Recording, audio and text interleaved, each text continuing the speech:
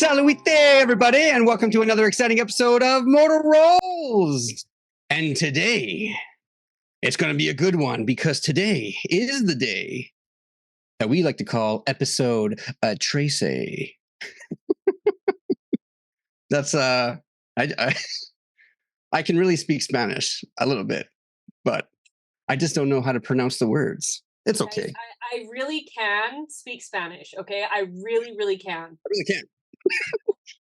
Tracy.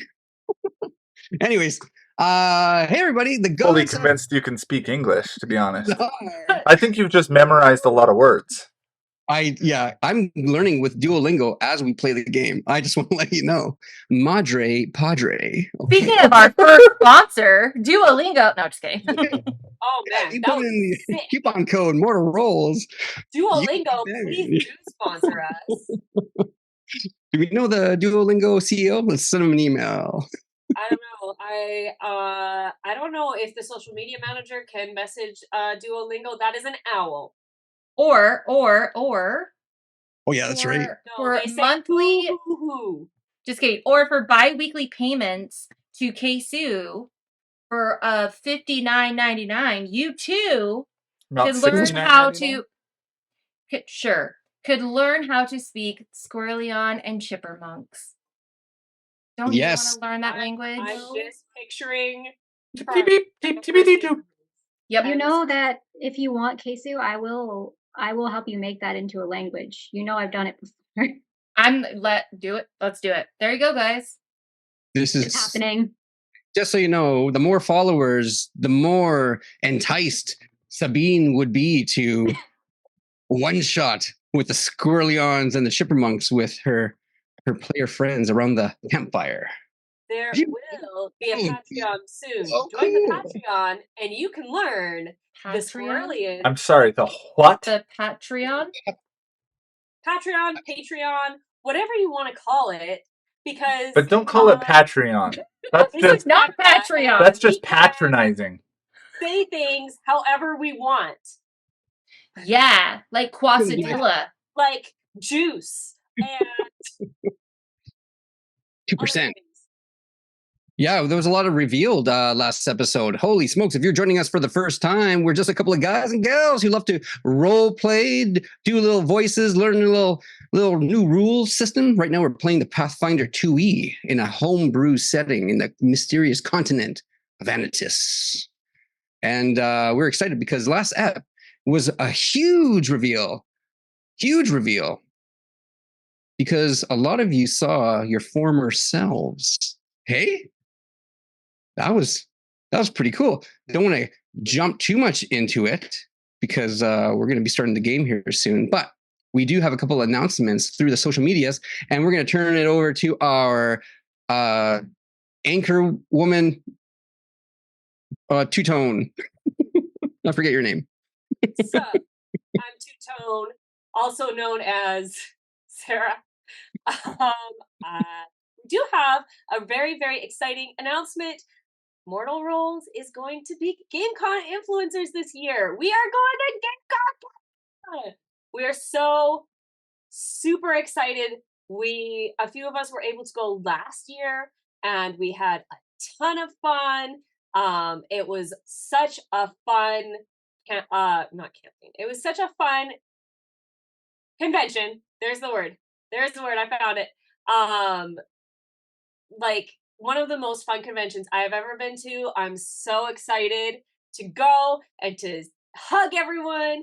And guess what? We're gonna have some passes to give away. So keep your eyes on the social medias. We will be giving away passes to GameCon Canada, and they have a ton of really cool guests this year. They just announced that Deborah Ann Wool is going to be there.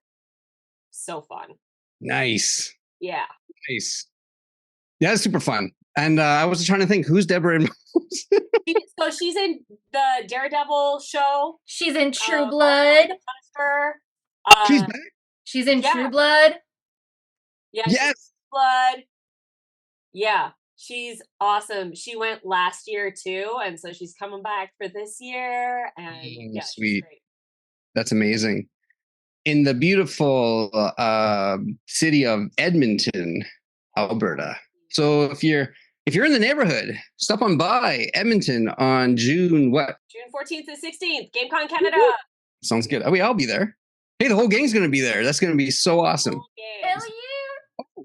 Oh, and maybe just so you know, this is what we're thinking. If we're all able to be in the same place at the same time, which right now the stars are aligning, the planets are aligning, totality has been achieved, and we might be doing a very special stream live around the table, which is the first time that's ever happened in real life.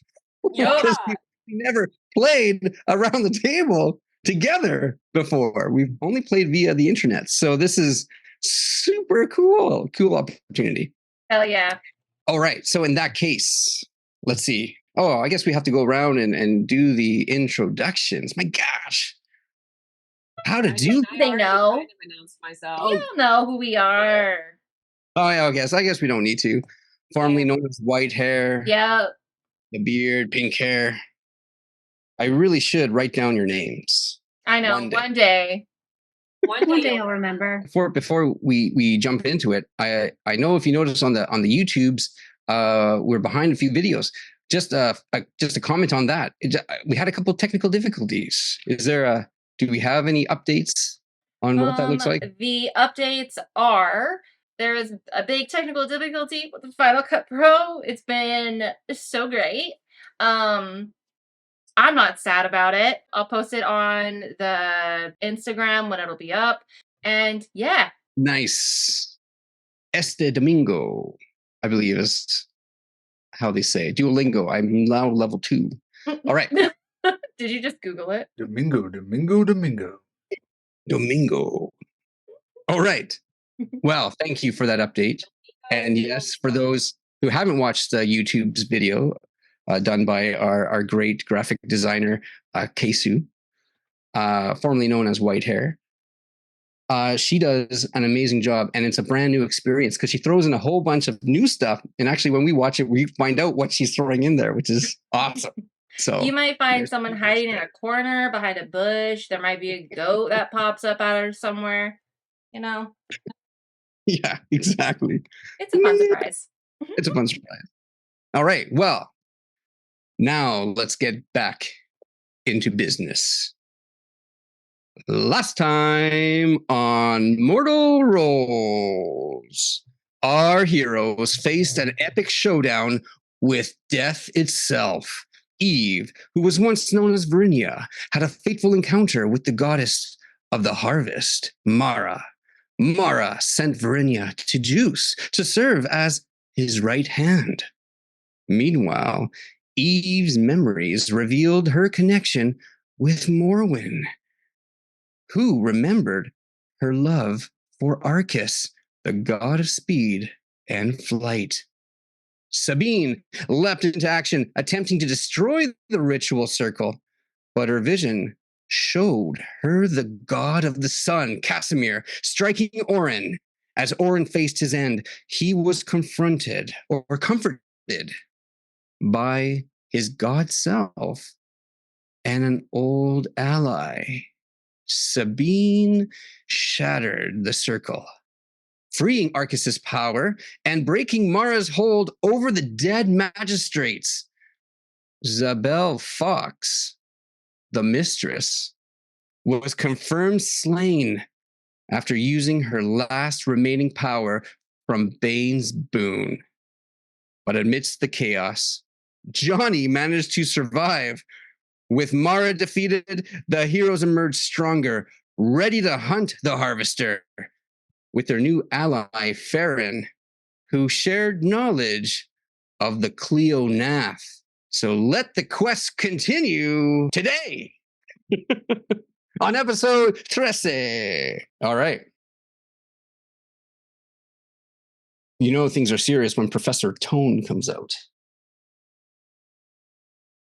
Victory, I guess, is what the feeling is as you emerge from the caverns below through an old hospice, entering into the city of Rimorum. Rimorum is bustling as you hear the townspeople go about their daily business as evening begins to set.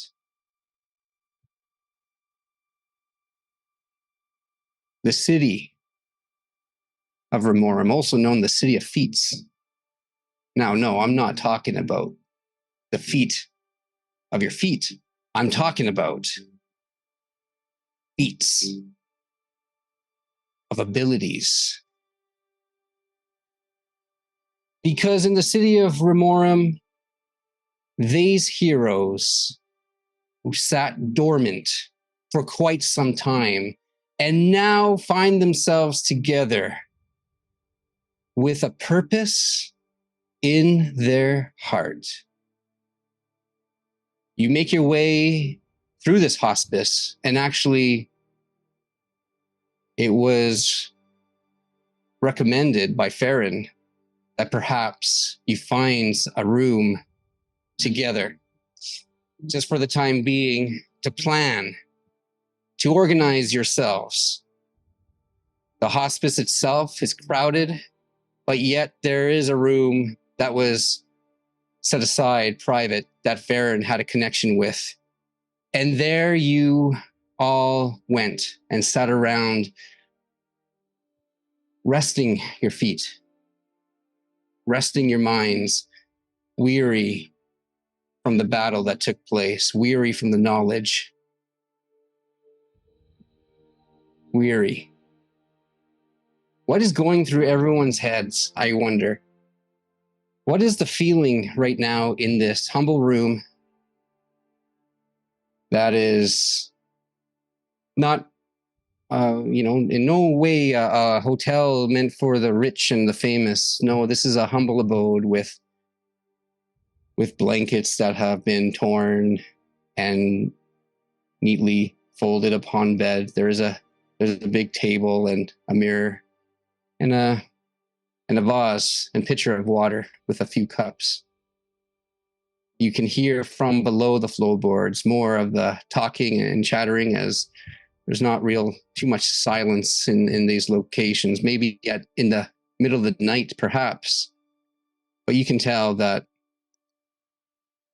these rooms are mostly used by those traveling through the city, maybe try and make their fortune in Rimorum. So, what's going through you guys' heads? Let's see. We'll start with Oren. What would you be doing? What would be your main concern? What are your thoughts?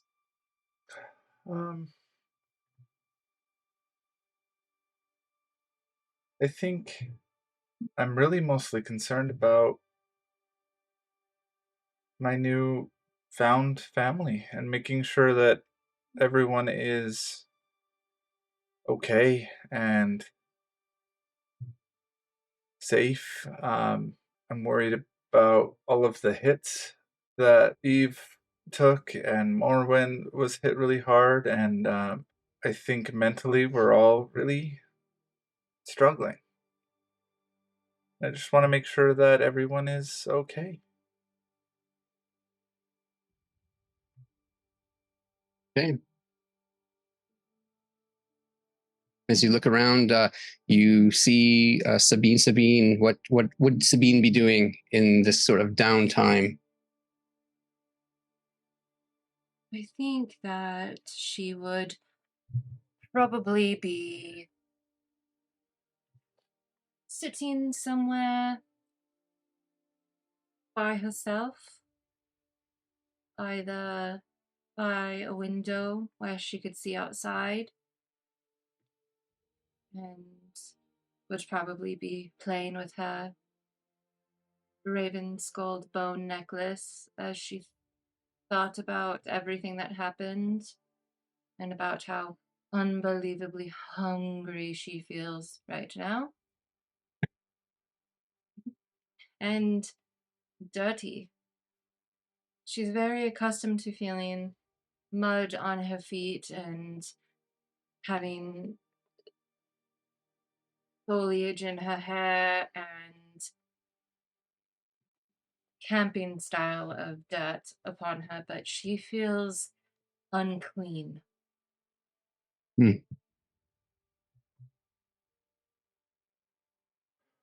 So that's Okay. kind of where she's at right now. Just being as you kind of look over and see Eve and Morwyn. Morwyn, what would you be doing in this sort of downtime of reflection? In this hostel, not hospice. I'm sure there's a hospice nearby, but it's a hostel. Yep, you're good. So Morwyn would be she would be writing in her journal. She has a special ink that is called ghost ink that she writes in. So only she can see it because she knows how to make it appear. And she would be writing in her journal everything that she saw in her dream, and everything that she remembers from the vision that she had of when she saw Eve in her godly form and kind of everything that happened. This is like the first moment of privacy I think that they've all kind of had. So she's Yeah. taking that time to gather her thoughts in her journal. So, and as you're writing in your journal, you can see a little bit of the juices, I'm sure, on a couple of your items based upon the beating heart that's in your satchel. And it still beats. Yeah, she would also try and take a closer look at it, but I think that she would not touch it with her hands again. I think she would like wrap it in one of the cloth bandages that she has and then pick it up. And Nice. she wants to take a closer look at That. So, this is my question. Did Hmm. the die?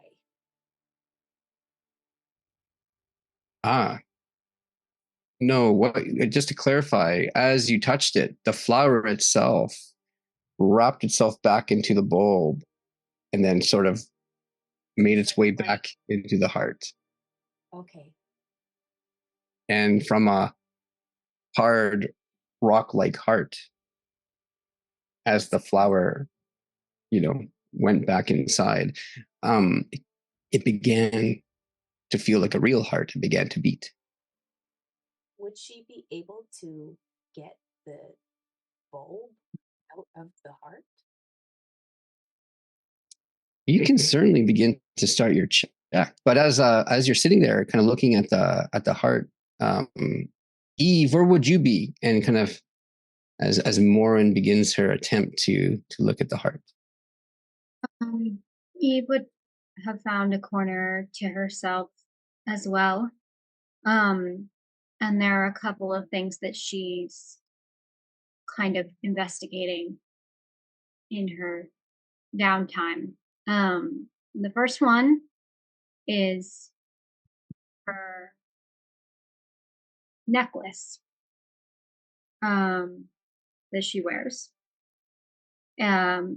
Last session, when she said the name Verinia, the name of her former self that she heard in visions, it reacted in some way, kind of like vibrated or something.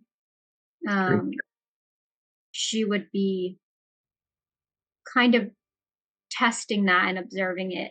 And it's not like her necklace is something that she normally keeps hidden. So this would probably be the first time she would have it out. And then the other thing is that she would be looking over her arms because, again, last session, she had this sense that there was something like written over her body. So she'd be trying to see if she could see it or feel it or get anything else about that. Okay.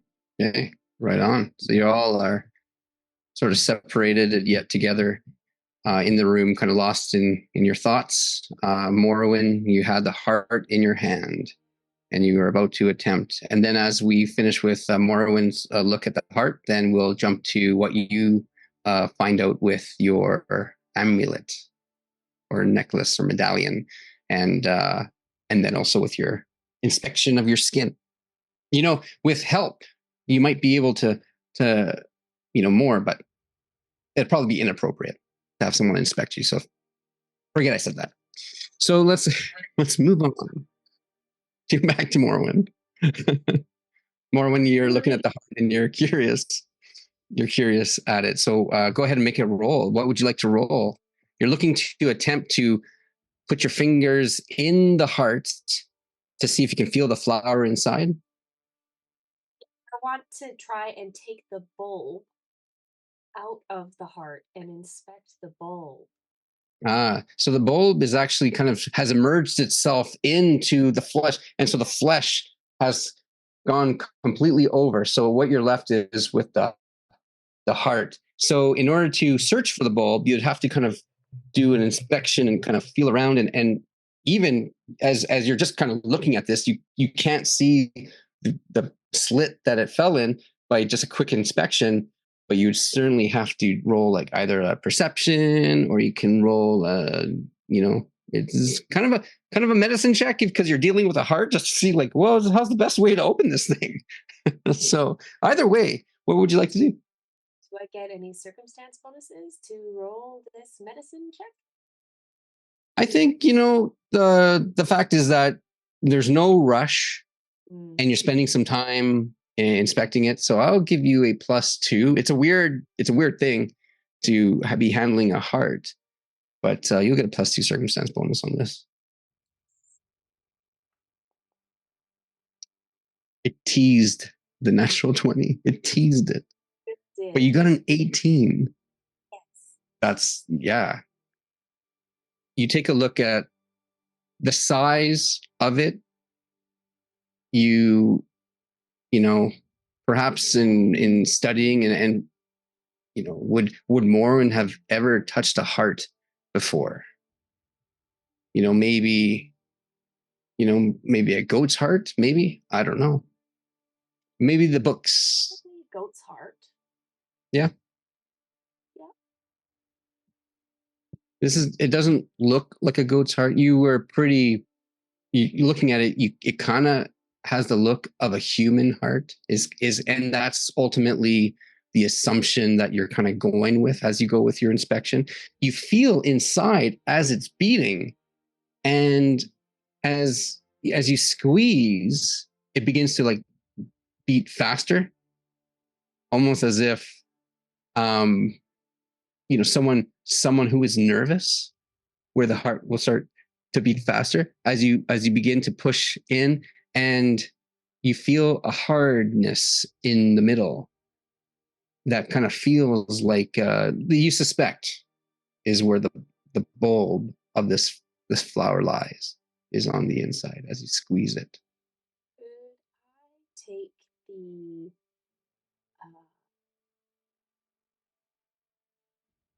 I have like a medical kit with me. Could I make an incision? Okay, you try and take the bulb out? Sure. You lay it on the table. I think she's like sitting on the ground, like in the corner, because she was like writing in her journal. Yeah. And so she just like put it like a cloth on the floor and have the thing right in front of her and like just perform surgery. Okay. All right. You hear the heart thumping? You're sort of lost in thought. I mean, like, Morwyn, are you trying to hide what you're doing? Is it like right in front? She's not being like sneaky, but she's not broadcasting what she's doing. But either. she knows that Sabine specifically gave the heart to Eve as a gift. And the flower. the heart Oh. that had the flower in it. Well, That Sabine was hoping that it would grow back if given love. well, That's kind of what Morwyn's doing. She's just trying to see what kind of flower it is. That's all. Mm-hmm. Like cutting it open. She's Now, not. let's see. She's just replanting it. Good there- speech. I would say that maybe Morwyn is that kind of seems like that scientific mind, given the fact. So I would say that maybe you can roll a society roll with a -4 just to see if you can remember what Sabine may have said, or maybe you just completely disregard because science is it more important than friendship?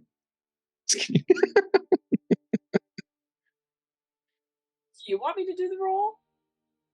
Yeah, totally do it.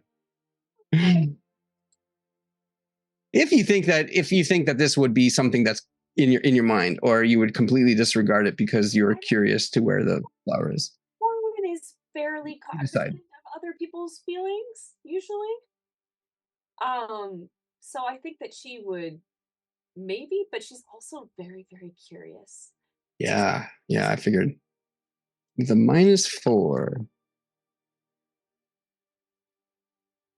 Oh, yeah, that's still 21. So you remember, and so you have a choice to make. You can choose, because as you have it there, you sort of maybe start kind of remembering about like how you got it and the circumstance coming back, but this heart is beating and the bulb is inside. So what would Morwyn, what would you do?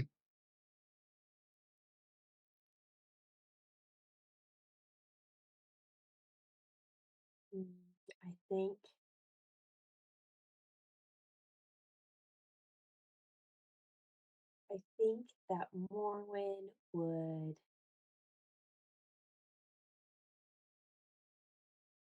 be like,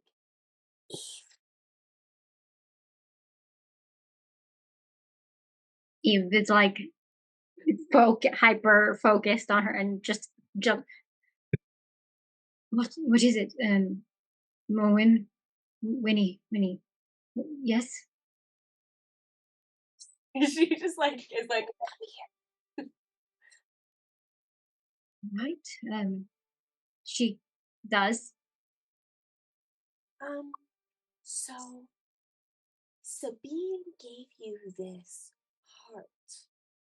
Oh yes. And I remember. like she's whispering. And she's really scary. But also, I really want to know what kind of flower was growing out of it.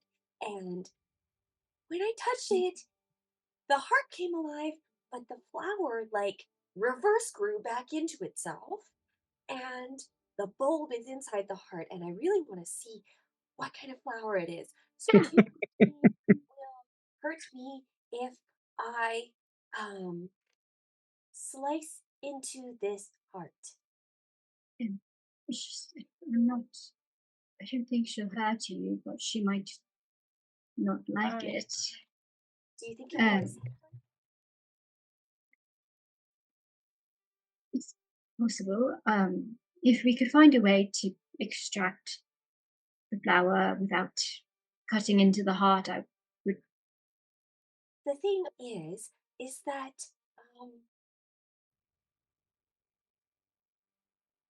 I don't know what happened, but there is no, like, I don't know how the bulb got into the heart in the first place. There's no, I can't find a place for it to come out naturally without me performing surgery. Some sort of enchantment. Here, let me take a look at it, if you don't mind. Absolutely. And then Eve will take it. Mhm.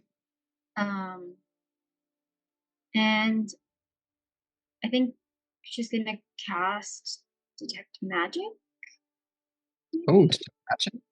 I have a feat where I can cast that at will. Ooh. So. All right. You cast that. Mhm. Okay. You get the sense that it is magical. There is an arcane element to this. Now, in terms of what kind of magic, I am just going to bring up.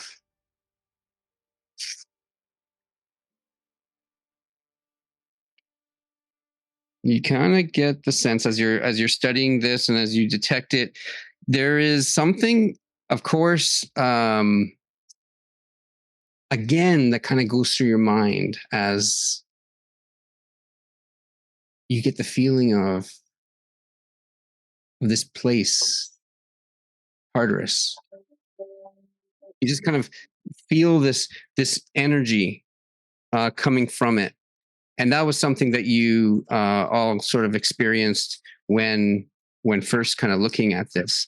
But I think what you've sorry, go on. Is that it seems like it is. It seems like it's like there's a summoning kind of magic about it. There is something that this I'm not too sure if Sabine actually explained what she saw in her vision. I don't think she did. But there's something about like this heart is giving off this strong sort of summoning energy. Okay.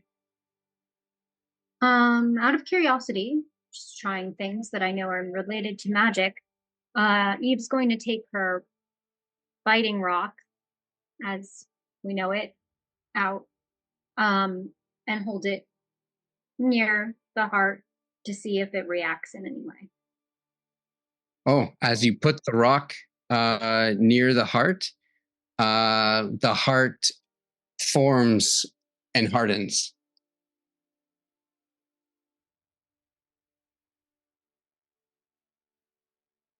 Like how it was before when it wasn't beating? Yeah, without a flower, it just sort of just kind of stops beating and it hardens.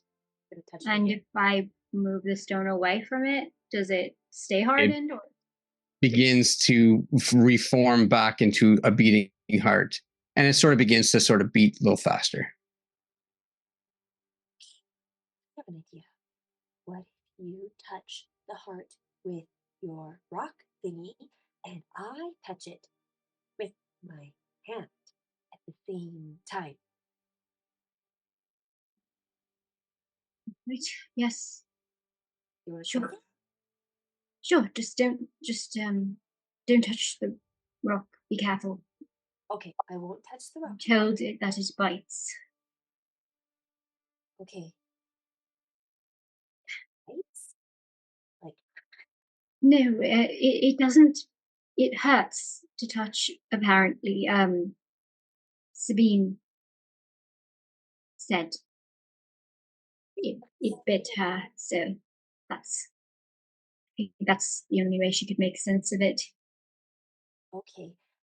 This is interesting because I wonder if because when Sabine touched the heart, nothing happened to it. But when I touched the heart went. So what if I touch the rock? You can try, but just be careful. Okay. Just beware. Maybe that's a separate experiment for another day. Right now, let's just deal with this. And she touches the heart. And you will put the rock to it at the same time? So, Morwyn, you touch the heart. Eve, you put the rock to the heart at the same time. Is that what you guys do? Mm-hmm. Okay. What happens?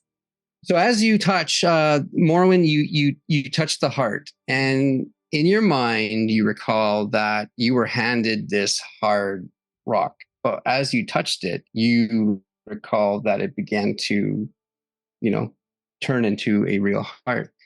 Eve, you touched the stone to the rock, and it turned to a hard rock-like state that you saw before. But as you touch it together at the same time, you see the hardness begin to creep, and you see the heart begin to beat faster and faster as more when you touch it. And as the hardness reaches like at the center, the heart begins to I would stop touching it. Yeah, to move the rock. And the heart continues as all of a sudden it sprouts a spider leg, another spider leg, another spider leg, until there's at this point, spider can Orin quickly, hey, wow, you guys are doing great. And he's going to quickly strum on his lute and cast Soothe leg. while it's freaking out. All right, tell us about the soothes, though. Not Sabine, just, thinking, in her corner, she's just like, wow, I can't wait to go back home with Eve and plant our heart and let the heart grow and be our beautiful little baby.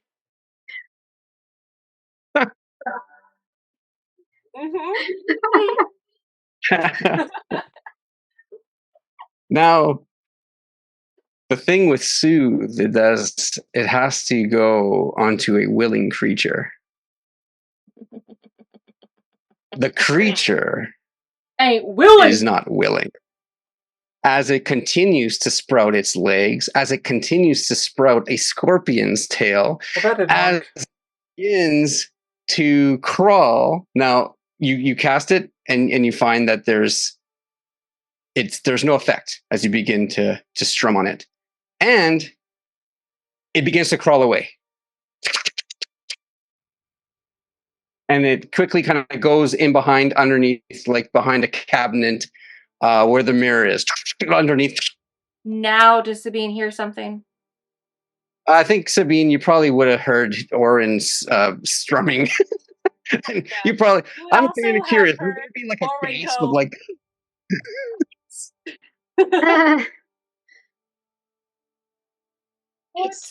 What is wrong? Are you alright?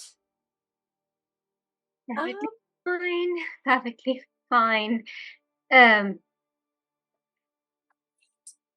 Sabine, the heart. Oh, all right. Where is it? What happened to it? It grew legs. What? Yep, not a flower. Grew legs. Orin is going to slowly step back behind Morwyn at this point. And Morwyn is like, she like turns around and goes behind Orin. What is wrong? Orin's up against the wall. Eve just kind of looks at both of them, like rolls her eyes. When did it grow legs? Yeah, Morwyn. When did it grow legs? It grew them just now. Eve touched it with her rock. It was Eve's heart. Yep. What is wrong with that? Oh, did the rock bite it? I'm not sure. Perhaps it did, but something about the way it reacted. Where is it? So Eve touched it with the rock, and the heart turned to a rock. And then I was That's like, how I found it. yeah, that's really, really cool. Remember what happened when I touched it and it turned to You life? killed it. Yes, I quite remember. What happens if we touch it at the same time with the rock and with my hand? And so then we did that, and then the heart started going freaking out, and it sprouted legs, and then it had like this big stinger, and it came out, and then it scuttled away, and it's behind the cabinet. Why did you touch it again, Morwyn? It's probably frightened. Probably. Make a perception roll. Sabine, Sabine's gonna go run over to the cupboard. Okay. Do I get any circumstance bonuses for crying and my tears making my eyes sharper? Yeah. Yeah, let's hear it. Right. Yeah, they You take a -2. magnify everything around her. Oh man. Well, that's still a 13. That's so bad. Yeah, that's pretty good because as you go there and you know, how do you call? What do you do like as you're looking for this thing? She'll go down and just not go too close because she doesn't want to frighten it. So she'll kind of be backed away, but she'll just kind of go down and just go.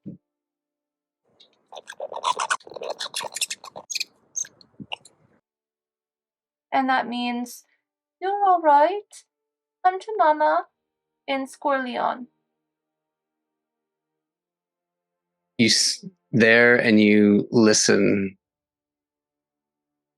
and you don't hear anything respond, but you smell the smell of like this sort of blood and fleshy smell. It's just sort of, and then begins to kind of smell like a corpse. And it's just kind of like as you're, and nothing but this smell, so much so that you have to make a fortitude save as the smell of this corpse death is now in your nostrils. Okay. For her, I feel like she wouldn't mind. It's Sabine, but we'll leave it up to that makes sense. Yeah, and you're right. Sabine doesn't mind. So, I'm like, if it was anyone else, they'd be like yakking up their whatever they ate last week. Yeah. And but for Sabine, you're able to kind of move past it. You have the smell. The smell is there. You don't hear any response. What would you like to do? She'll just switch a cadence and go into the common tongue and just go, oh, perhaps you do not speak 𝐲𝐻𝙗. That is all right. I had to learn how to speak 𝐲𝐻𝙗 as well. But you're all right. You're safe. No one is going to hurt you. I'm here. I'm sorry if that mean Morwyn frightened you. She can be quite scary sometimes, can't she? But you're safe. You're all right.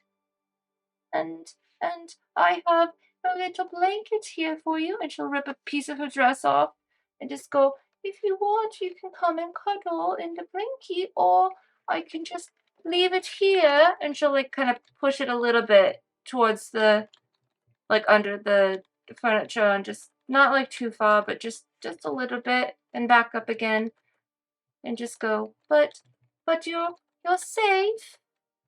And you can have this if you want to, if you're cold.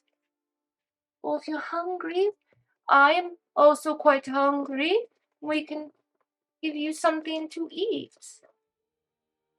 And she's just gonna lay there. And wait. You stick the cloth in, And as you kind of stick your hands into, I'm imagining probably you didn't see where this thing kind of crawled under, but yeah. She'll but just you like sort of went, put it like on the outside of like wherever she is. She doesn't want to like yeah. scare it or make it cower. It just wants to know like comfort. You slide it in, you slide your fingers in, and immediately like you feel like this thick kind of grease, almost like it's just like very like this kind of plasma feeling. And you kind of stick your hands out and you just sort of have like this little drip of black just at the fit. You didn't stick your hand all the way in, but you just got a little tip. Like, oh, it's beautiful. And she'll rub it on her hand and just wait. Everyone is now smelling this smell of death in this room. You all have to make a fortitude save as Sabine puts this liquid onto her hand. You guys who need to make a fortitude save. Wow. He's like, I am death. Shit. Eve, yeah. Eve saved. You smelled worse. I'm sure I have. Yeah. In fact, all of you have resisted all the smell. Perhaps being in the time of the caverns or whatever, or maybe perhaps your heightened senses in your kind of newly formed bodies emerging from the caverns stronger than ever. You're able to resist this smell, whereas any reasonable person, any normal person would have again either passed out or immediately got sick. Now, that said, the room is filled with this smell. And you begin to hear little shouts. What's that smell? From the other rooms in the wall. You smell that? And you kind of hear these sort of talking in outside of the room. Oh yeah, what's that smell? Must be coming from one of the other rooms. I think whoever smelled it dealt it. Morwyn, quiet! You're going to frighten him. Roll a perception, Sabine, as you're standing closest.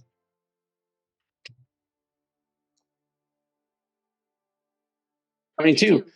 You begin to hear screams coming from the other rooms. Coming just really loud through the walls. Oh no! She runs out the door and wherever the screams are. Yeah, it was just coming from the next room over. So as you run down the hallway, Bashes and the door open.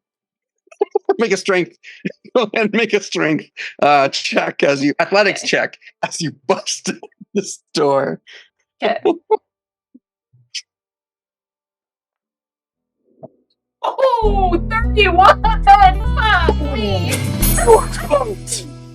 Yeah, describe what the two people inside see. She jumps through the door like the Kool-Aid man. Literally, like, remember that one time she busted through the house carrying Eve? Basically the same thing. Except her dress is now a shirt. It's not a shirt. It's like, her thigh is showing a little bit more. You guys taught her about decorum, so like she's being more modest with her tears. Like if you go to like a real sleazy club in Florida and they're wearing a dress that just barely legally covers them, that's about where it's at now. Yeah.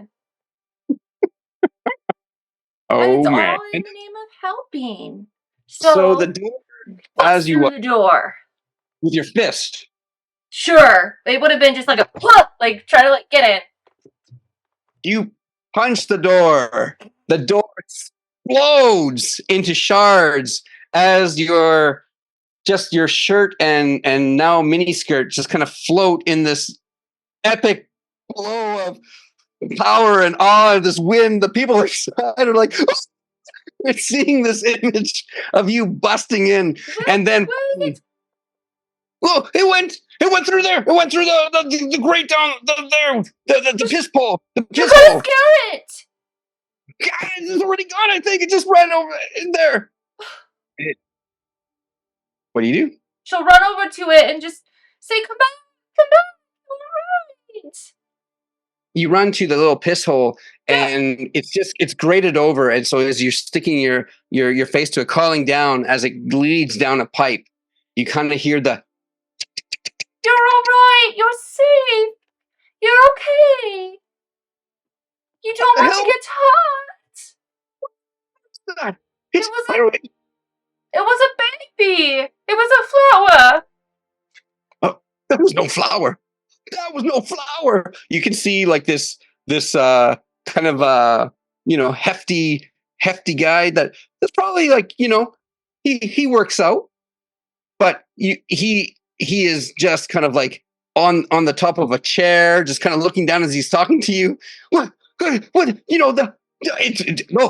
this thing was no flower. It had like sure? legs in a tail, and it looked like it was kind of growing a mouth. It just looked at me like, and then it ran. The woman who was with him is just fainted on the ground, like shutters the door on top of her. Oh, well, that sounds pretty fantastical. Maybe you should take care of your woman. She seems like she might need some help. Bye. And she'll just run out the door. At this point, I think he would be running to, just like seeing Sabine dart from the room. She's like now following. Sabine, where did you go? The baby's gone. I have to find it. Hi, Oren here. Remember, we're trying to not make a scene. So maybe you should tell that to Morwyn before she scares little baby hearts. Yep, I agree. And she runs away. All Morwyn's fault. Just be calm about this. It's just where would the tunnel go? Where would the tunnel go? Where people they pee to go out into the streets, right? I don't know. I don't know. Have we invented aqueducts yet? Yeah, there are aqueducts, and there is like as these piss holes. They lead down a pipe, and now some modern homes will lead to an aqueduct down below, like into a sewer system. Some of the older homes, however, just lead into a ditch on the outside of the road, which will then run down into another sort of grate. And given the type of building you're in and the area of Rimorum, you can make a guess, I would say, that this is an older style home. Is there a window?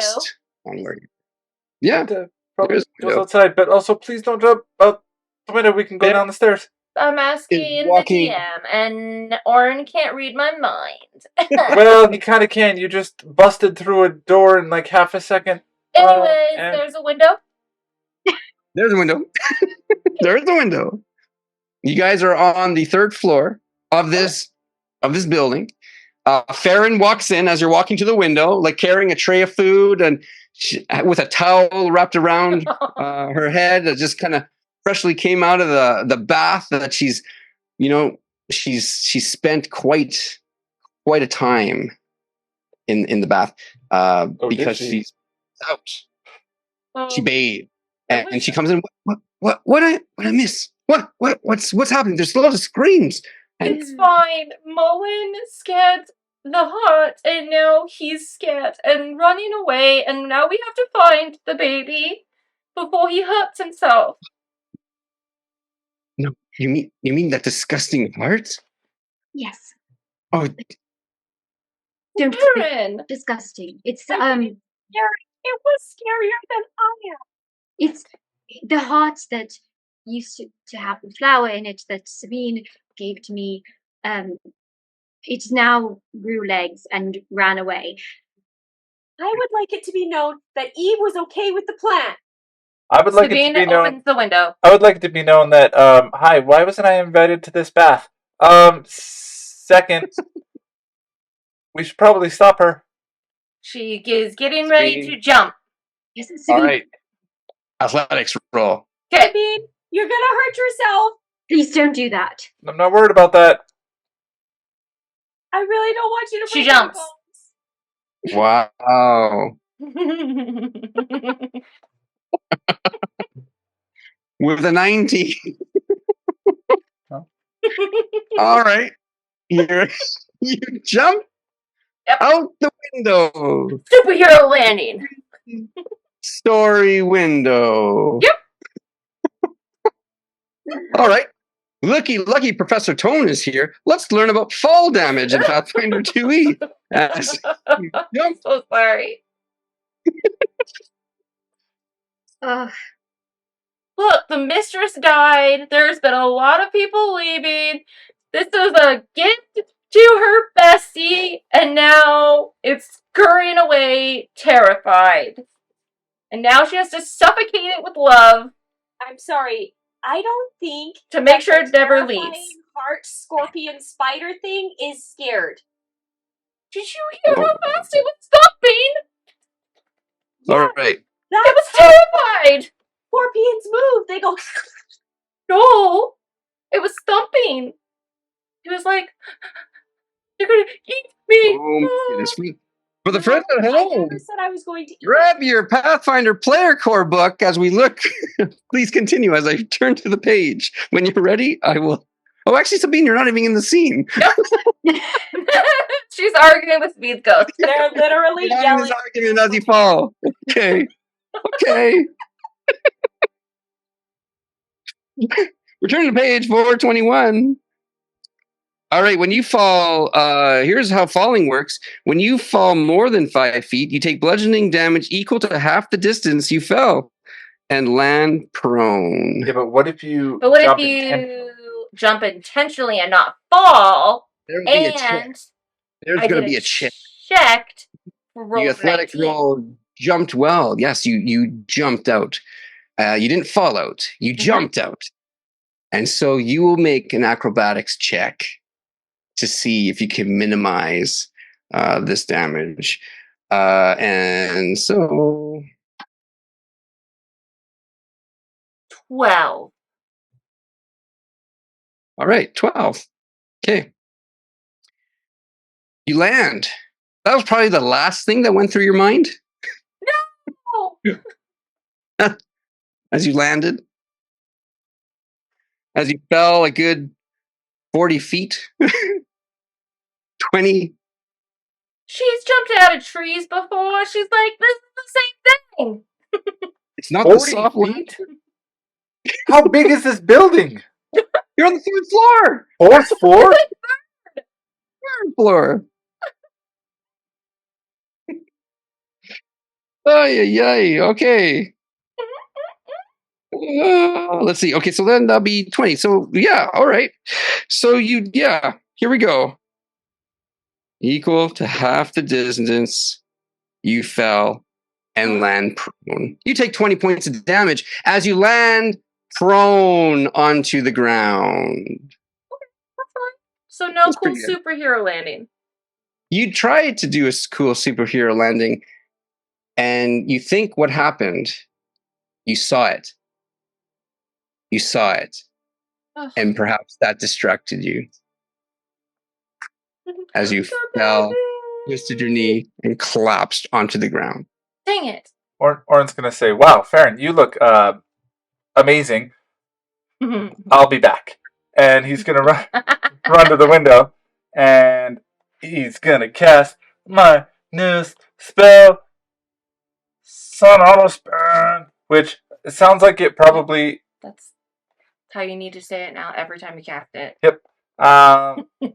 Probably does. It sounds like 40 feet won't get it all the way down to the ground, but he's going to start at like maybe 2 feet below the window, and it can angle at 45 degrees down, and it goes 30 feet long, and it basically just acts as, normally like path, a bridge kind of thing. But in this case, it's going to resemble a slide, but rainbow colored and made out of music. So, What? kind of the coolest thing ever. It's the Rainbow Road. It's the rainbow slide. And Or's going to go, So hey, y'all, I learned a cool new thing. Come join. And he's going to jump and slide down. And I don't know how close this will go to the ground if it starts a couple feet below the window, but it'll slide down and then he'll try and land all cool at the bottom of the slide. Yeah. Okay. Yeah. So as you're sliding down, it's 30 feet is where it starts. Okay. Yeah. So you cast it and then you jump and you fall. I guess the 10 feet, and then you hit the slide. Start sliding down nicely to the ground. Do you have control? Is it like a slide? Is this a? It says it must be a straight 5-foot wide line, and it can support as many creatures as can physically fit on the bridge. But it doesn't need to be over solid ground. It can tilt up or down or diagonally. Okay. I guess you jump onto this rainbow slide. Normally, I suppose maybe it's meant for like a bridge. You made it into a slide, and away you slid. So I think coming off, you definitely will make an acrobatics roll just to see your landing. Now, people are staring as they're looking at this girl who jumped from the window and is now collapsed to the ground, prone. And then, Oren, you slide in. So with your acrobatics roll, let's see if you can avoid detection. So everyone's Definitely. looking. What the heck? No one will know what I did. going on, I think that Eve would nailed it. be running to the stairs. Yeah. Watched Oren do that, and she grabs a pillow off of the bed, and she runs, and she jumps, and she uses the pillow like a sled. Make an acrobatics roll. Eve, you run down. Oren, you come off the slide and you actually trip as you come off. Because as you land on Sabine, as you fall on top of her, people are now staring up at where this is. Why is this happening? And where are people falling from the sky? Morwyn, you come down and that is not magic. So Morwyn, you have a soft landing. Yep. You have a softer landing with a pillow, and you're able to at least stop right in front before and people. There's about 6 people there, and they're just kind of staring, looking up, and say, "What is happening? What?" And they begin to ask questions. Oren, you're on top of Sabine. Sabine, you're on the ground. Morwyn, you're on your knees, and Eve is running down the stairs. Ferryn is swearing, "I leave you for 1 hour." Oren's gonna jump up and strike a song and say, "Ta-da! Welcome to the Oren Show." How cool is that? Roll a deception, which I believe is a performance for your reducted class. Let's see if you can make this situation. I bet no one knows what Oren's class is. Rainbow slide of music notes. What could the Oren Show! Slide of music notes. No one knows what your class is. Such a mystery. The slide literally looks like sheet music. And as you go down, it like plays. You like that piano, like the floor piano. How did you? And people are now staring like coolest clapping barbarian ever. Mirrors, folks. You're successfully distracting them, where now they're convinced that perhaps this is a show. And they're like, a street show. What? It's illusion. How did you do that? The Oren Show. I've never heard of that guy, Oren, before. You can tell my voice sounds different. Yeah, he's right. He does sound different. And people are laughing. He kind of looks like that Orin guy, but he says his name is Corin. My gosh, Totally different. I'm pretty sure Orin died. Eve, you come down the stairs. Man, Orin just told his first lie. Oh. Yeah. Eve's just trying to stick to not make a spectacle of herself and just kind of, but to be there in case something goes badly. So she's observing, though. I think what she would be doing is observing the observers. So I think she's going to be looking around the crowd to see if anyone who noticed this spectacle is unconvinced at all, or it seems like interested in more than just a passerby type of way. Great. Roll a perception, or you can roll even as you stare at the crowd. You do see that there is six people there, some clapping and kind of discussing what they're looking at, confused. You can certainly roll a perception, or I think, I guess a perception roll would do. They don't necessarily. Pathfinder 2e doesn't have an insight check, but could I do a society roll? Sure. Recall, knowledge, subsist, great forgery. No, it's more of a knowledge. Yeah. Okay. Perception it is. Yeah. Let's see here. Of course, gather information. Oh, you know what? Maybe a diplomacy. I can let you do that if you don't want to do. I'll let you do perception. You roll the perception. Okay. Yeah.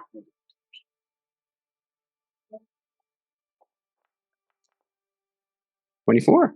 Okay.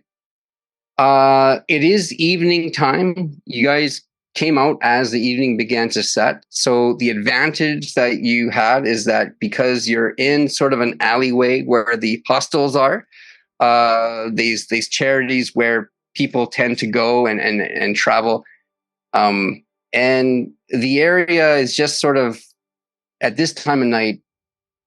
It can get hard to see in the alleyways in which you guys are. So looking at these people, you can tell that they are, in awe and wondering. You notice one with an alcohol bottle in hand, and they look like they've probably been drinking a couple there. Others are kind of looking. One with glasses and a pencil and just kind of writing down, notes on a piece of paper and a little scrapbook. But yeah, the rest, other than that one person, the rest seem like just kind of convinced and clapping. And you just see this one person just kind of taking notes. I would like to have a closer look at that person. Okay. You kind of walk up to this person. You can tell that it's carrying a bag, carrying a backpack. Looks like it has a bedroll.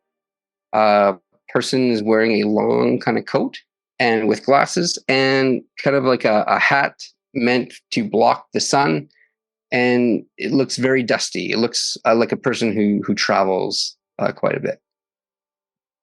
Bit of a strange sight there, isn't it? I'm sorry, ma'am. What is that?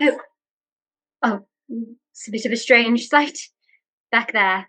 Oh yes. I've very strange. I love to just write down what I see in my travels. I have to say, this is one of probably the strangest things I've seen. Are you from here? Does this happen often? Do you know, gentlemen? I've been living in Rimorum for some time now, and I can't say I've seen anything quite like this. Yeah, nor I. Very. You said you traveled then. Have you been long in Rimorum? No, actually, I strangely enough, I just arrived. I came from just the highways after a long trek. Yeah. Quite a journey. While she's talking, can she see the notes? How close do you get? As close as would be socially acceptable. Okay. All right. And then for that case, then I will let you roll let's see, a roll of diplomacy to see if you can sort of guide yourself into what's socially acceptable. Okay, let me see something quickly. If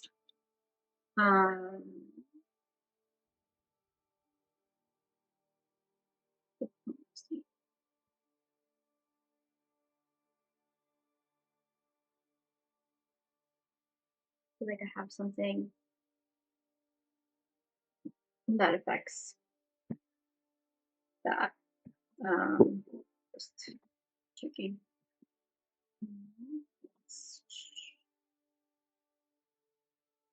Oh, okay. Here's what I could do. Perhaps I could use this. Glean contents. Glean contents. Ooh. So it's a feat.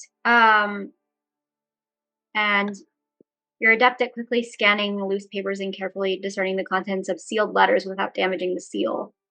You can attempt society checks to decipher writing on a message that is only partially glimpsed, upside down or reversed from your perspective. Oh, wow.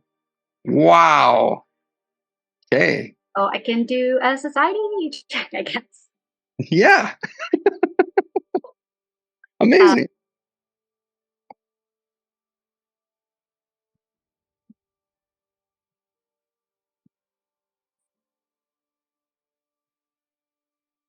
Rule your society.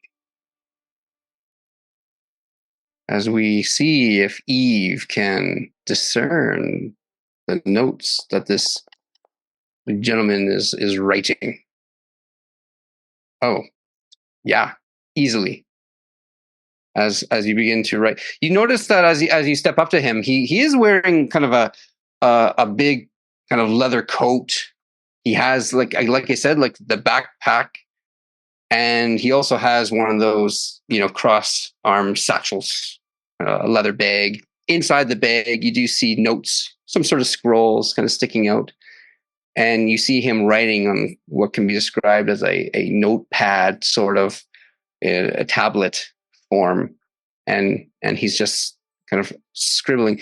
You can read what he's writing, and he writes, and he's writing, "Dear Mother, I have seen again one of the strangest things so far in the city of Rimorum. I was told that there are quite many sights to see, and yet here is this man who seemed to have slid down to the ground in some fashion. A trick of a thing of trickery. I know not, but certainly another evidence of strange happenings around the empire. As you see, I will write soon." And as he's kind of finishing the letter, "Love," and he kind of begins to write his name. Then kind of notices, "Oh, I'm sorry, miss. What? May I ask a question to you?" Of course. Thank you. You are again. I am trying to find. Do you know where the magistrates live? The magistrates. I could point you to the forum. Someone there would probably be able to tell you. Oh, perfect. And she'll point to the direction of the forum, which she now knows because they were there. And he kind of looks that way. "Oh yes, oh, sorry. Well, this honestly is my first time out. I'm from Apollos Sanctum, and it is my first time out and about this great Ukamar, and I've come to this far reach of the land to again gain some more insight as I just love to study the happenings. There's so much crazy stuff happening in the world today. Have you heard of such events?" I'm afraid not. I haven't left Rimorum. So, what is it that you, what have you learned about the world? You're from the university, then? Yes. In fact, I am. I am from the university. I am one of the head, newly graduated from my degree in modern philosophy of astrology, and it's a double major. And what I am doing is coming around now because there seems to have been, as you're probably aware of the crescent moon crater outside of the Rimorum. You're aware of that, I assume. You're aware of Favili. I believe I have heard it. I've heard about it. Yes, I've heard of Favili. I've heard of the crater. Why are they connected in some way? It just seems that. Well, and this is why I want to speak to the magistrates just about what's been going on around their city, if they noticed anything peculiar. Because Favili, as you're probably aware, I hope that it was destroyed by a volcano, and it seems that something fell from the sky, as some reports have said, that something fell from the sky into the volcano and whence it exploded. Now the craziest thing is that they say they found somebody, a survivor, in Favili. And anyways, they don't know what happened to that survivor. Some say that it was taking unconfirmed if it's a male or female or anything. But it seems to have been brought into the great city of Ukamar. And anyways, sorry, my mother tells me that I should be careful what I say. I tend to blab a lot, and I apologies for boring you, but not at all. This is thank you. Actually, I'm seldom have the opportunity to get news from outside the Empire, outside of Rimorum, that is, across the Empire. Thank you for sharing with me. You're welcome. Now, I am in town for a few days, and I'm just kind of curious if you ever have time to take me around the city. I would greatly appreciate that. Perhaps I will. Where will you be? Staying not just the next building over just this one here. I'm just staying there just for the night, and hopefully when I talk to the magistrates, I can move into the city center and be able to continue my studies in terms of this area. Very well. I will have to see if I am. If I can, I will come and meet you. What was your name again? I don't think I caught it. Oh, my name is 𝘼𝙣𝙣𝙤 𝙤𝙤𝙤𝙤.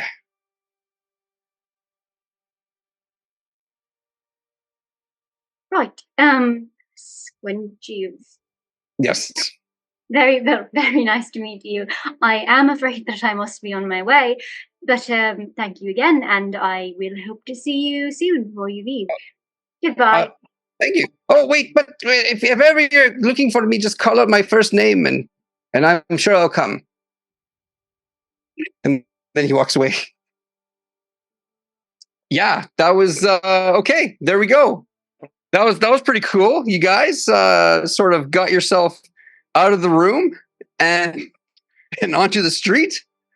Hopefully not drawing attention. Luckily, Oren, with your quick thinking, Corin is the name that you went by. 𝘼𝙣𝙣𝙤 is spilled the beans to Eve.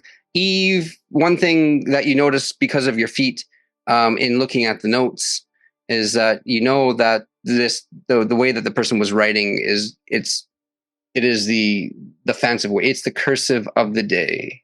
It is writing immaculately, like beautiful handwriting, one that you would almost kind of see even with the Hi Mother, Dear Mother, like with, the fancy D with the flowers and a B, just kind of coming away from the flower. So nice, so beautiful. But one thing that you did pick up on as with this exchange, that probably is kind of sort of troubling in the back of your mind, is that he was very calm. He was very calm as he was writing and very calm as he was talking to you about these things. Yeah. Yeah. So, Ferryn rushes out, all dressed, with bags. We gotta go. We gotta go now. We can't stay here. Where are we going? Yeah. Eve kind of nods. I made sure no one was keeping any record of who we are. We need to get the others away and quickly. This is terrible. All right. Is who among the group is like furthest away from the others? Like, is Morwyn or? Furthest away, well, they're really all close together, really. Okay. Orin, probably at this time you're helping each other out. Sabine, you're awake. Morwyn, you have a pillow. People have finished their clapping and began to disperse, so you can. Okay, as long as people are dispersing. Show's over. Oh man, let's go. Thank you all for coming out, and of course, please tip your entertainment. Of course, you'll see more of the Corin show all throughout town through the next couple weeks. Huh.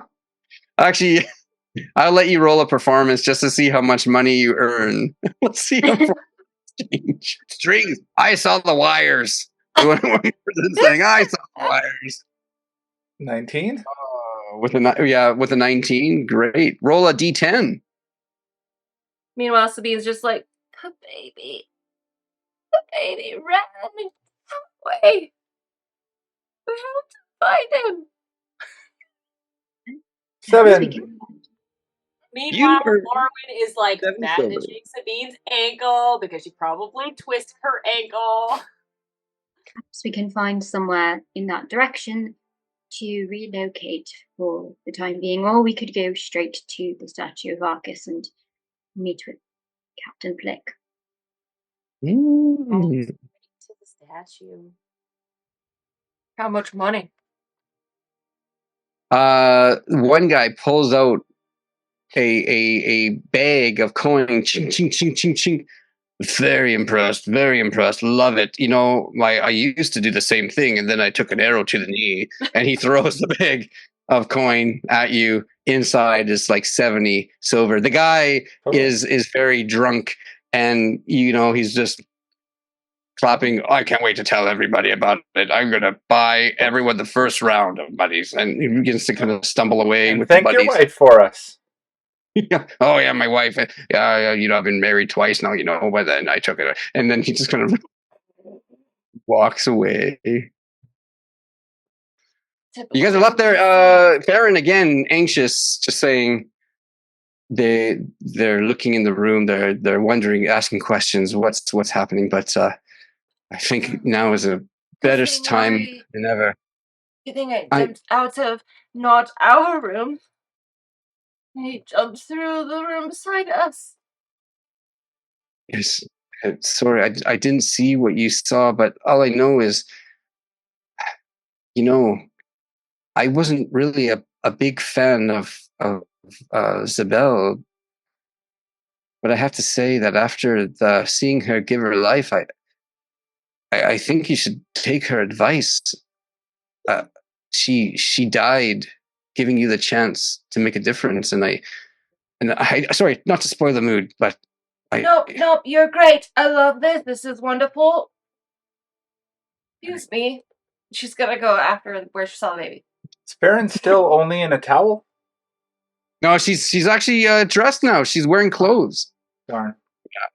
Yes, we need new art. You got dressed so fast. Actually, is I was like, peaches. What? Actually, there is art. No, I know, but like her not. No, I know. Yeah, we need art of her in a towel, obviously. Sorry, no, I don't have art of her in a towel, but there is art of her in clothes. In good clothes, like not prison clothes. There is. Not in a paper bag. What? And while I work on that, some reason, yeah. That a secret from? Yeah, next, can you please draw her in a towel? I will be needing that. That's for the Patreon. Yeah, obviously. That's for Oren's notebook that he's just gonna draw on his own. He draws everyone like French girls. So where do you guys go? What's the plan? Sabine, you go down. Oh yeah, walking. she's following the baby. Okay. You can roll a track. What's everyone else doing? We're following Sabine, I guess. She's gonna use her nose. Just try and smell. Mm-hmm. What would that be? Just perception? For your nose smell, yes. Perception roll.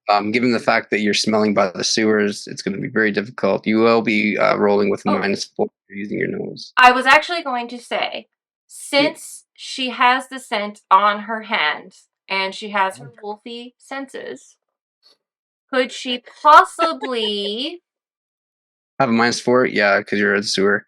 Have a better, because it smells more like a corpse and less like poo-poo. All right. I'll give you that one. You can have a +2. Oh, I was just hoping for like a no minus. Okay, I get a +2. Okay. Because as you fill your nose with this, we'll see what happens. We'll see what happens. Bing bong, I got a Wow. Once that smells on your fingers, it's just... Stop ruining it.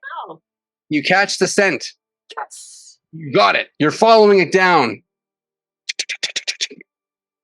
And you come to a grate. Ah, great. And the smell is coming from within this grate that leads into the sewer of Rimorum. Is it big enough to fit a human through? You'd have to pull up this manhole, and you'd have. Well, it all depends. What's your waist size?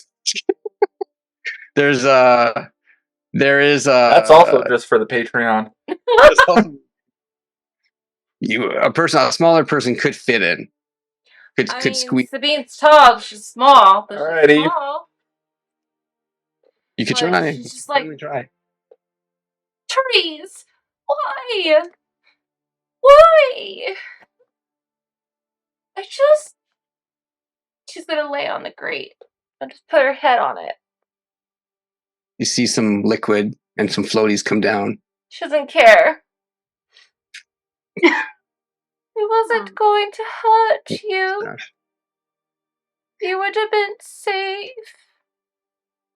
And if you don't like this place down here, you can always come and find me. Mm.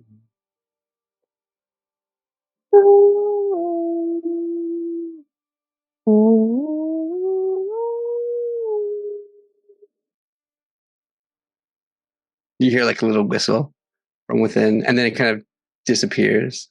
Oh, come back. You're so pretty. Any chance Oren hears this whistle? You kept up with her? Yeah. I'd say, yeah. Go ahead. You can roll. Like, how close are you? She's down on the ground by the grate. I obviously wouldn't be down on the ground with my head near the dookie, but with a -2 on this one to see, because of the situation.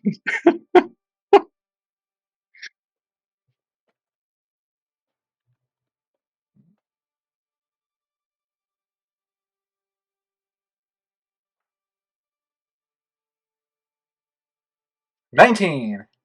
Oh yeah. You catch it. You just catch the notes. Can I try and replicate it and whistle it back? Okay. You do it. Yeah. Yeah. Now you actually have to. Hormones. 21.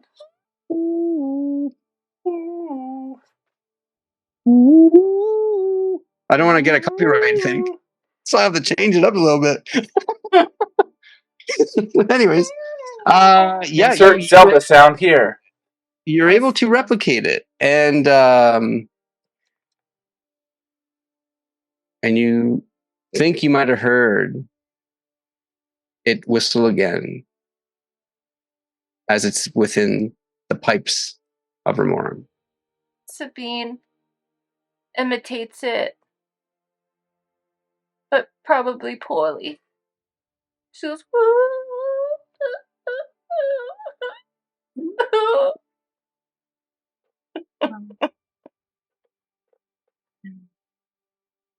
think maybe he'll come back.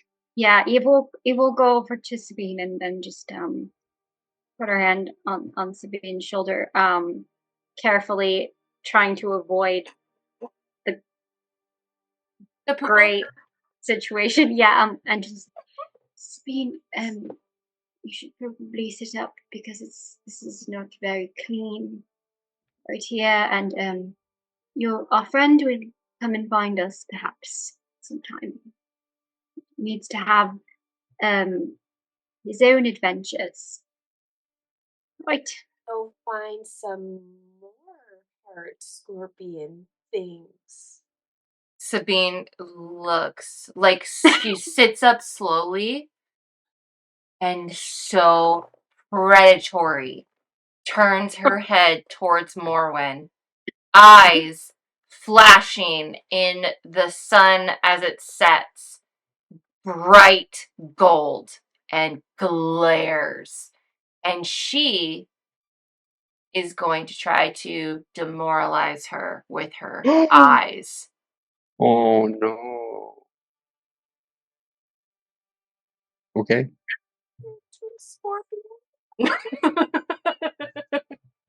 Let me do the roll. Hold on, where is it? Oh man. What do I have to roll? You have to roll. Constitution saving throw. Yeah. Oh, you think it's gonna be just a we'll see. Let me pulling it up here. Demoralize action. Okay, an intimidation roll. We'll just do an intimidation roll. And intimidation, you're gonna be rolling intimidation. Do I get any bonuses for this one? How do I know? Jeez, yeah. I guess if you're super angry at poor sweet Morwyn, she is. In the name of science. She's about to lose it. Like, you see her claws starting to grow. Her fangs are starting to grow. Like, she is livid right now. Calm her down at the same time. Like, Eve would be trying to get her to calm down. Given the fact that Morwyn has already described that she is already intimidated or she find Sabine scary, this would probably be really scary. So, do I know what my will DC is? Just curious. Oh, what the will DC? Yeah, what my will DC is, because she has to roll an intimidation. Well, it'd be her against my will DC. Like, I get a +8 to will. Yeah, so with your will DC, it's your. I think we're just gonna go by your armor class. Is it a DC or do we roll? Yeah, so you roll intimidation, and it's against my will DC. Okay. Do I get any circumstance bonuses to this at all? Yeah, you do, because I think you're scary. Yeah, you get a +2. Okay. You get a +2 against your will DC. I think that this came up last time, and we meant to look this up. It means take your bonus to that roll and add 10. So okay, so it's 18. 18, yeah. Yeah. Yep. So. Okay, there we go. That's right here. Will modifier. Wisdom modifier, proficiency bonus, and other bonuses. Very good. So what was it? 18 was yours? What did you roll, Sabine? She hasn't rolled yet. Oh, fuck. I'm so sorry. That was a crit. That was a natural 20. I mean, I don't know if it was a crit, but that was a natural. It was not a crit. It's not 10 over the DC. Right. Natural 20, though. That's true. I am frightened 1, though. Well. Mm-hmm. It's not a crit success. It's a frightened 1 6. Warren's going to, just because, he doesn't want this to turn into anything too bad, he's going to kind of get in the way and quickly jump in front of Morwyn and glare right back at Sabine in an even angrier look. Morwyn takes the intimidation roll. Oren tries to jump in and try to deflect. You can attempt to calm Sabine down. But Morwyn does take the intimidation.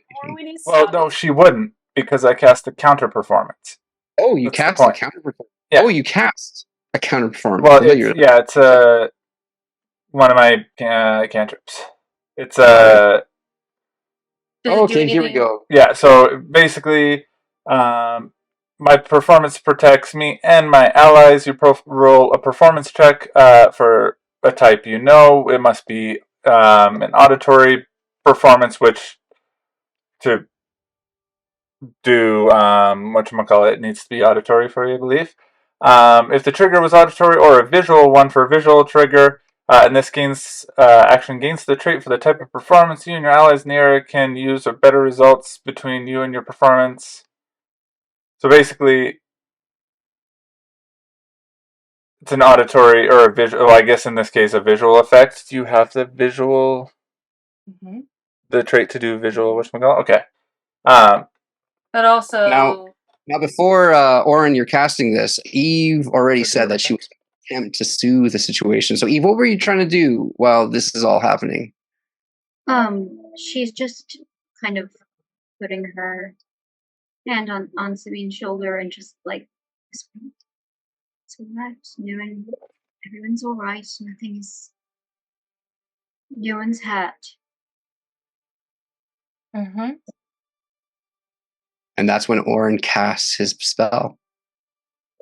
Mm-hmm. Mm-hmm. And then Sabine switches her glare from Morwyn to Oren.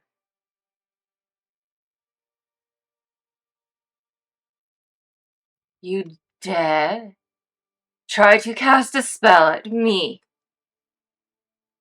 No, of course not. She stands up. I'm, of course, just trying to protect all of you. What did you think I was going to do? I don't know. Can I not merely just get angry at her? Of course you can. For taking what was not hers? I don't think she took anything. Really? Well, I watched her and Eve both try to figure out what was going on with it, and it just happened to have a weird adverse effect, which is not actually entirely either of their fault. I think that you are stepping where you do not belong, Oren of Siren's Cove. I think I'm exactly where I belong. Her fangs come out when she says that. Everyone, please, let's just all calm down. We have to work together in all of this. You can be angry, but please let us go and seek out a place that is not going to raise more suspicion of us. I might have jumped out a window and caused a little bit of chaos with the people that were around. I did not create a magical whatever that was and create more of a spectacle. True. Right, it's all my fault. I'm so sorry, guys. You should be.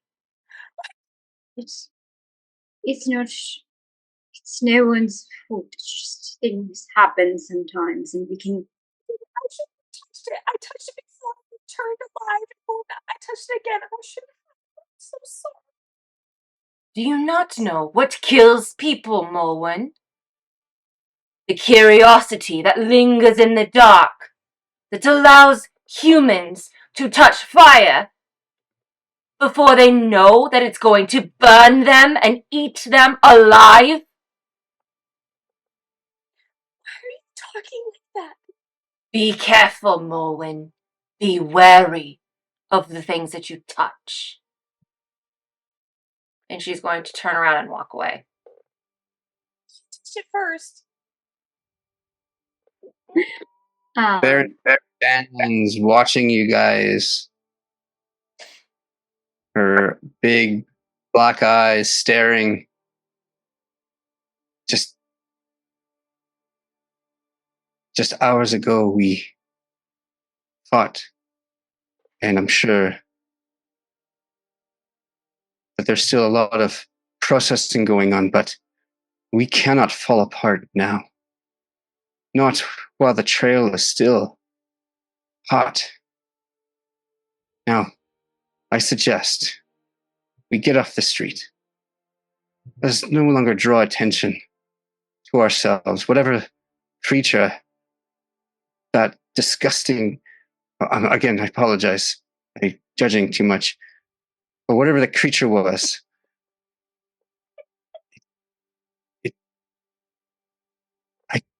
I can't imagine perhaps what it will become. I'd rather not think about it. In fact, let's not think about this and pretend it didn't happen. Let's start over.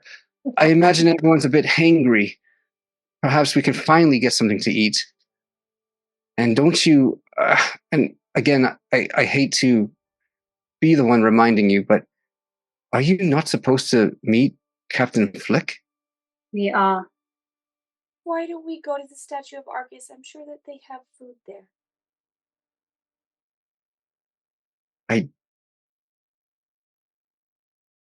I know there's food along the way that we can buy, but Yeah, start wasting more time.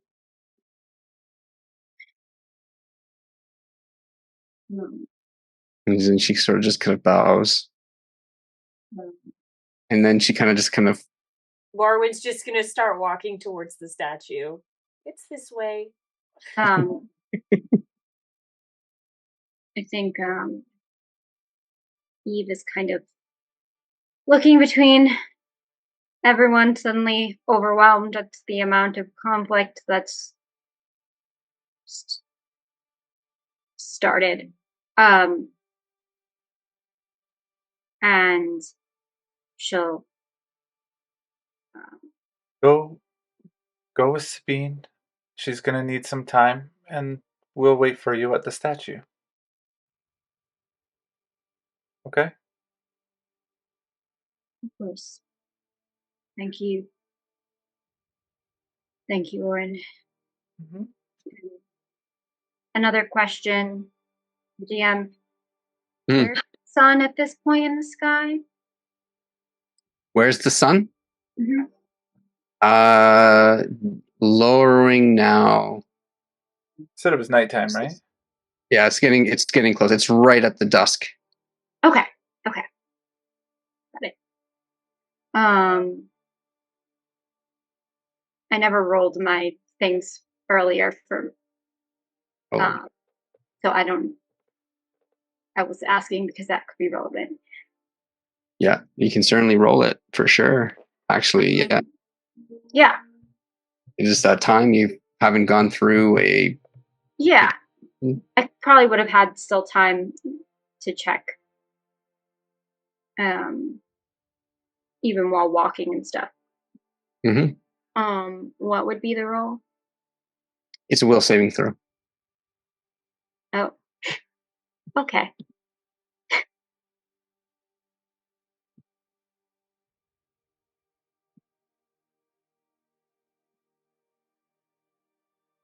All right. Rolling a will saving throw. For the folks at home, Eve suffers from something that if she doesn't take medication, her mind begins to get clouded as she feels the hands of Trick around your shoulder and a whisper in your ear. Darling, you did good. You calmed the situation down. Well done. We're not real. You are not real. Very real, darling. How else would you hear me? You're so silly. Yeah, you are. Just, you can't be. What did you do to me? Why am I like this still? Darling, darling, darling. As the voice echoes inside your mind. Who are you standing near? Orin right now, I think. Orin, I think, yeah, you can definitely roll a perception roll just to see if you kind of notice as Eve begins to put her hands to her ear.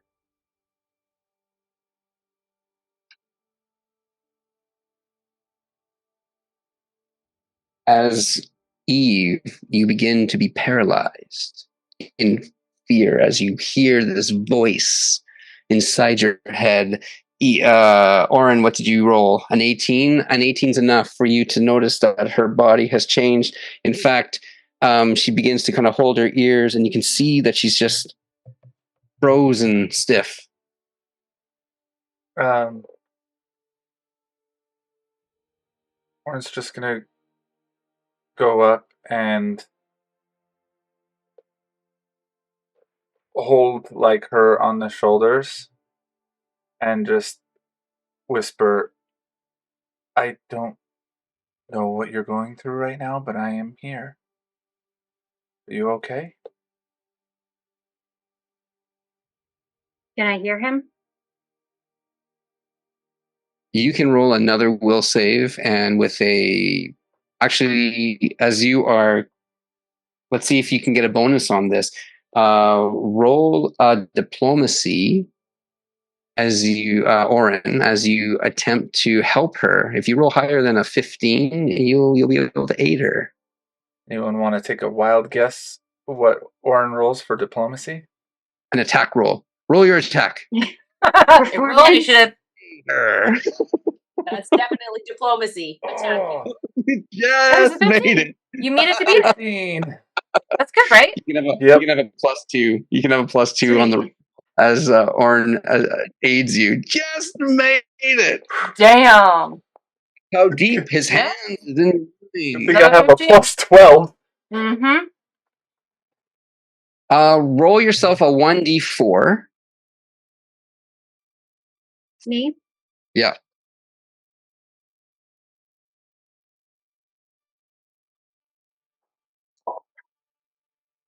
As you take 4 of that mental damage, as you are awakened, but not without the effects on your mind.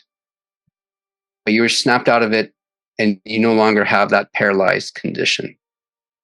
I think she like, as soon as she can, like, move, she just turns, and I feel like almost just, like, smacks Orin in the face, but, like, probably at the last minute sees that it's Orin and, like, stops. brilliant. Sorry. It's okay. Sorry. No one was there anyone else here just now? Just me. Are you okay? Right.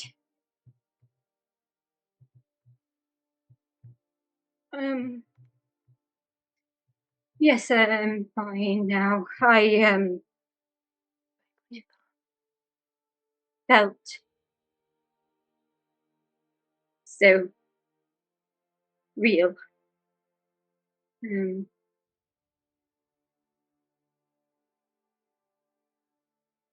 Or not I. You said you hear a voice sometimes. Yeah. How do you know that it's not real? Or do you know? Do you ever see anyone, or it's just a voice? I mean, what is real? I hear it, so it must be real, but that doesn't mean just because it is real, it has any power over me. It's just a voice in the end of the day, and I have all of you to ground me.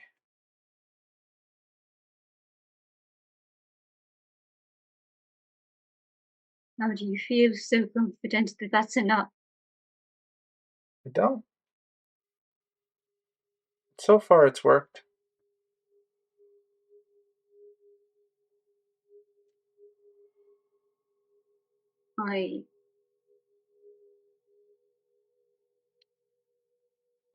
And she kind of takes out the necklace, and kind of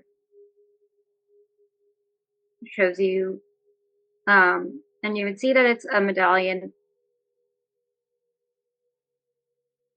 engraved on it.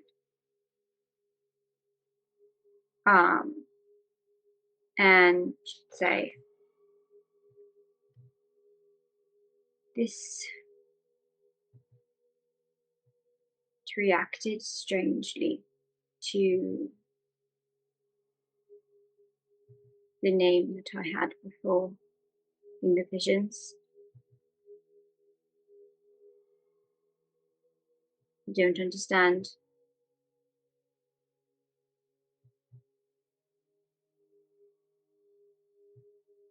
Everything seems like we should be closer to figuring out whatever's going on, and yet it's only more confusing and strange. Where did you get that? The man, Trick, gave it to me when we first met. Then she kind of tucks it back away again. Is he who you've been seeing? Have you thought that maybe that's what's tying him to you and what's giving you the visions? How would that? Doesn't make any sense. What would?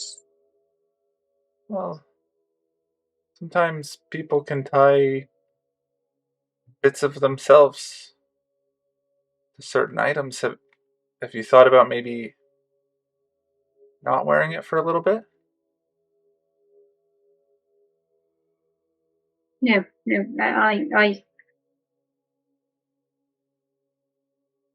I can't do that. It's just, I would.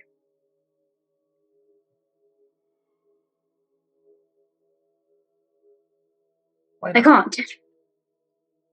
Why not? Something would happen to me, or something. Did he tell you that?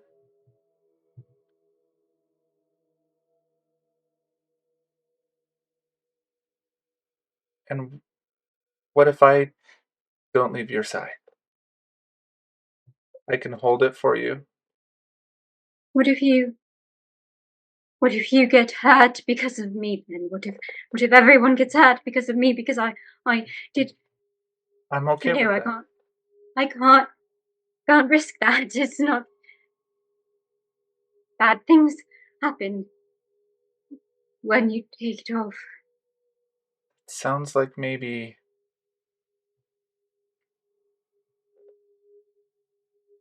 Trick manipulated you, groomed you into thinking that, and I understand that sounds terrifying. When I first landed, the siren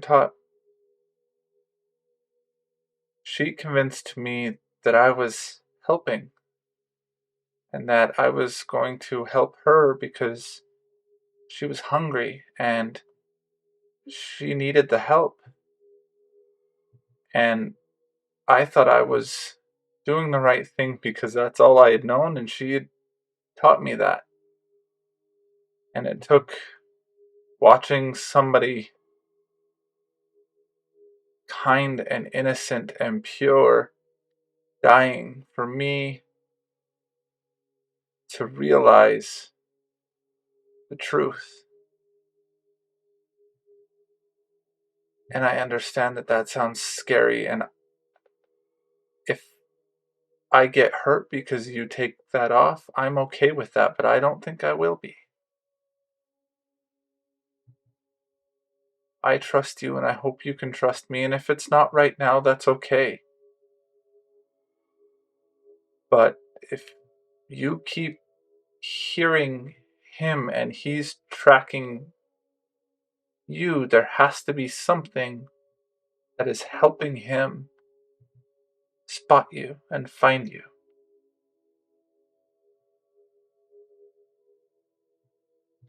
It's just all in my head. I'm just imagining things, or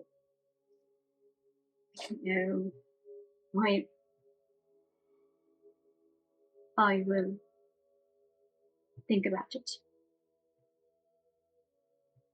I didn't. Can I maybe hold it while you're still wearing it for a second?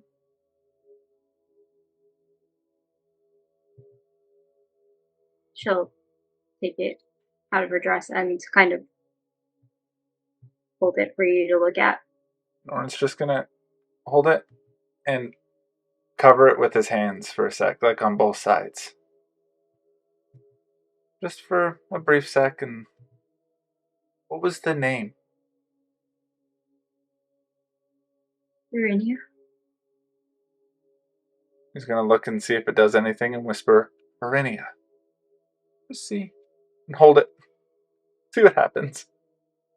As you hold it and whisper the name, it doesn't necessarily seem that it does anything.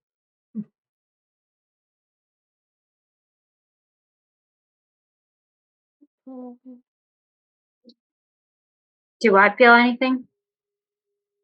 He's clasping the amulet, and you don't necessarily feel anything at that.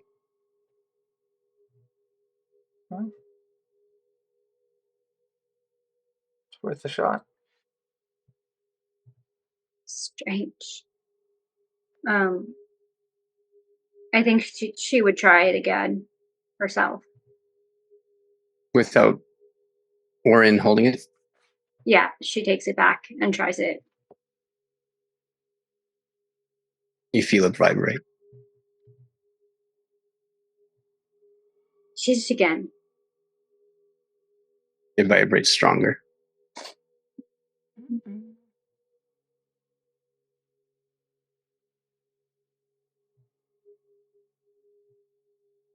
I don't just make any sense. It's only acts when I. Can you say it again? When I'm holding it.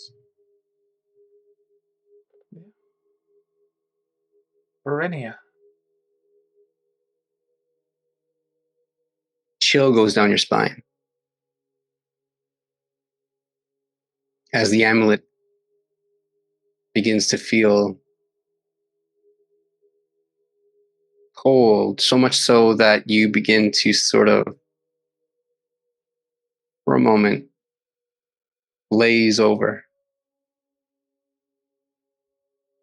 I think if it's just a moment enough, she'll just like take her hand away from it. That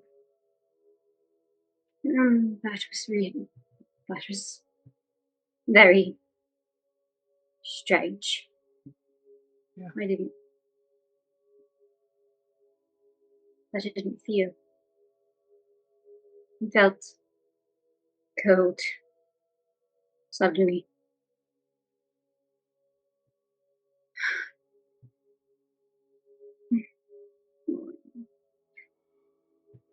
Perhaps you're right. Perhaps there's something I need to do some research. We could put up. Perhaps I could ask Morwyn and go to the library, and perhaps there's information about amulets or something sort of nature. I don't want to make it worse, but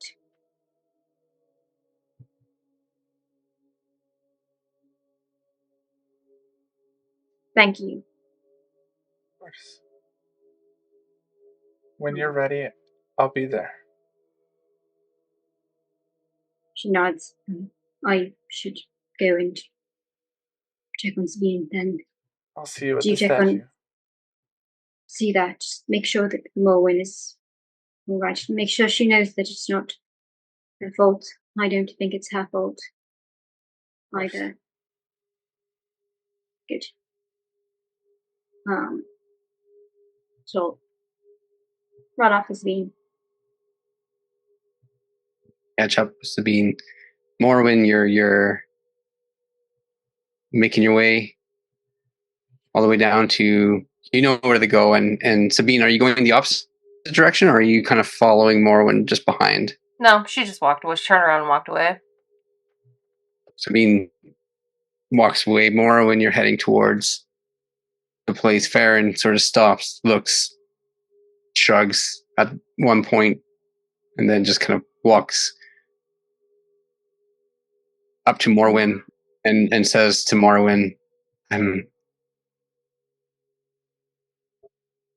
perhaps it's best if I go and find some information while you all sort things out. I'll be at the bathhouse if you need me. I have to go and perhaps meet with Rico. Sure, he'd be glad to see me, and perhaps I can make arrangements for a place for us to stay. Don't want to come to the statue with us, Ferryn? No, I think you all need to figure yourselves out. And this is ample opportunity for me to go and perhaps find accommodations for us. Come see me. Find me at the bathhouse after you talk to Captain Flick. I'm sure I can be able to make arrangements. Otherwise, we're not going to stay at that hostel. Where it's too dangerous. Have you ever seen one of those things before? What things? Heart scorpion. thing. I fear that I did not see what you all saw, but the way you described, all I have to say this is what do you found a heart with a flower that turned to a beating heart. What did you expect was going to happen? I didn't know. That's why I did it. I wanted to know. If perhaps the Cleonath can offer some guidance in terms of what it is, but at this point, perhaps it's best that it's no longer in your possession. Perhaps it's a blessing. And she kind of says that, almost like trying to convince herself that it possibly could. I don't know about that one. Yeah. Sorry. Me too. Hey, or from what I've seen, I'm sure you and your friend will be able to reconnect. Sometimes things takes time, but just take care of yourself, and I'll come see me afterwards. And you know where the bathhouse is, right? Okay. And then she just kind of places her hand on your shoulder, kind of gives you a squeeze, just as, you know, an attempt to comfort, and then she kind of walks off in the opposite direction, up north towards the Forum, where the Eagle Estates are, where the bathhouse is.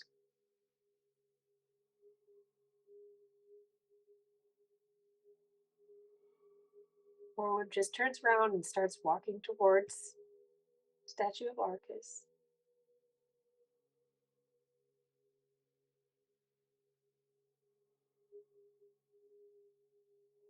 Eve, you run towards Sabine.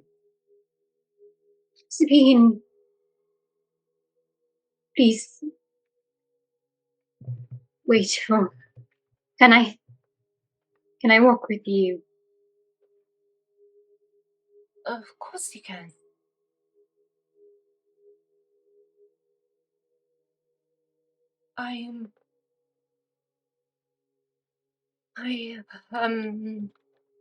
I'm sorry that I reacted that way. I just got so angry. You know, we've lost so much, and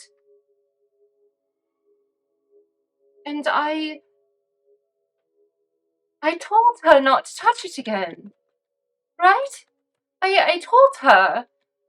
Yes. She Yes, transformed it back, and she made the flower die and go back in to the heart and changed it, even though I was worried something would happen if someone touched it. And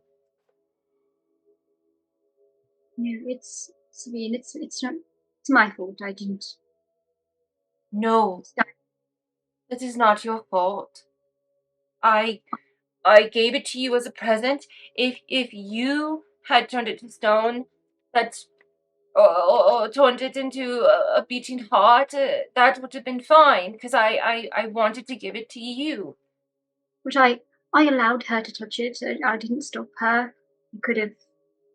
Did you allow her to touch it? Did you? Yes. Or did she touch it on her own? She asked me, and she wanted to see if we could make the flower come back, and both of us were investigating it together when it happened. Right. It was an accident. It wasn't. She didn't mean to harm it. She was trying to help.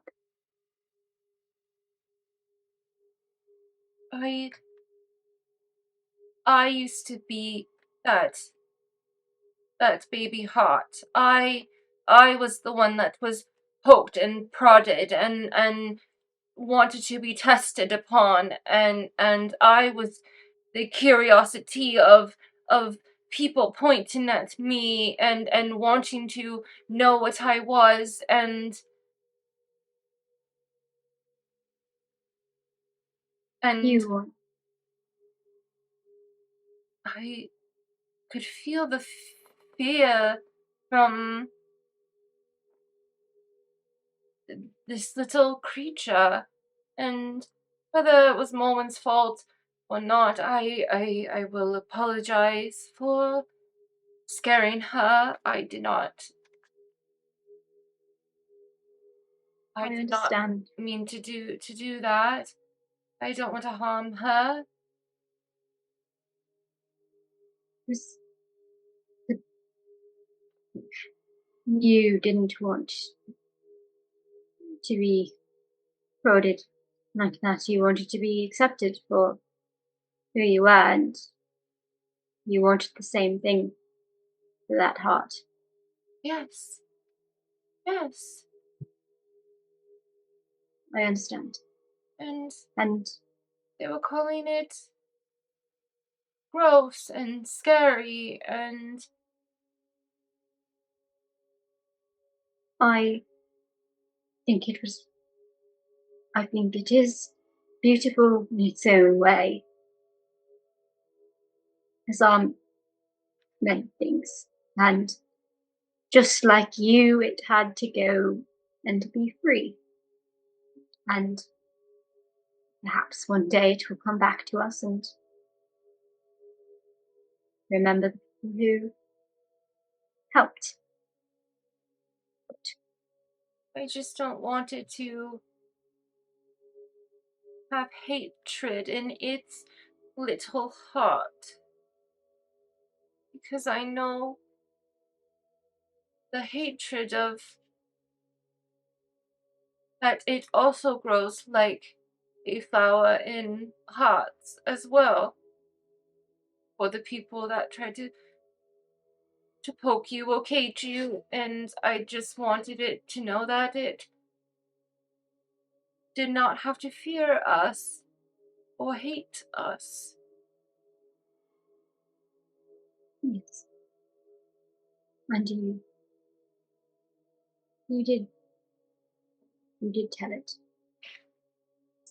And hopefully it will remember that. I am worried about you, 𝐼𝐤. You speak of hatred and anger, and those are all perfectly normal human emotions.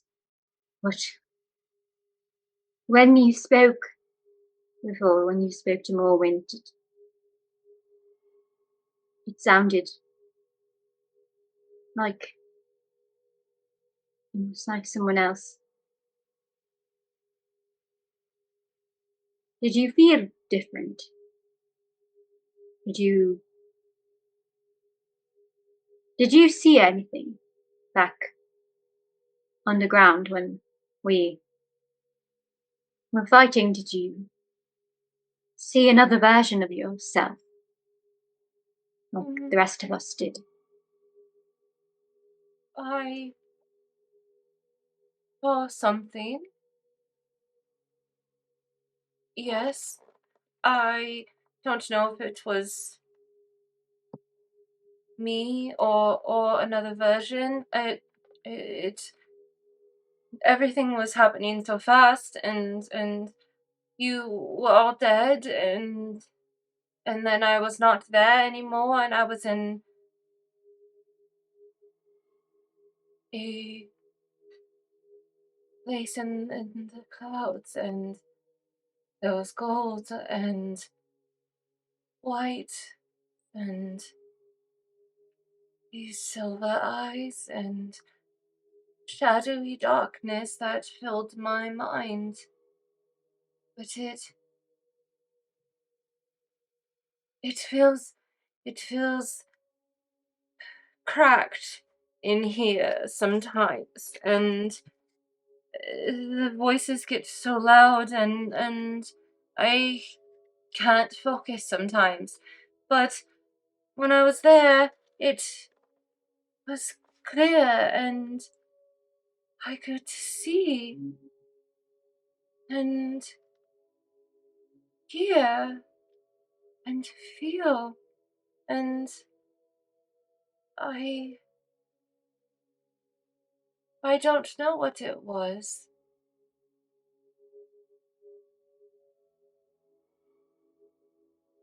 She felt strong. It felt almost like home. Yes. Familiar.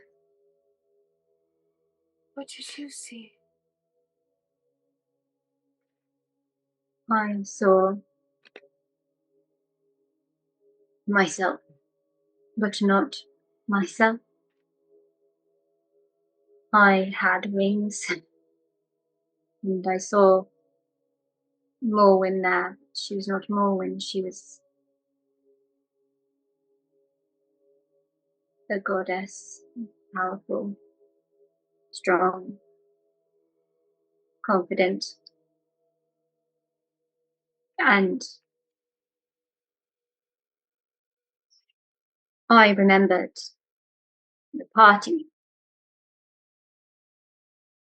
where I met her.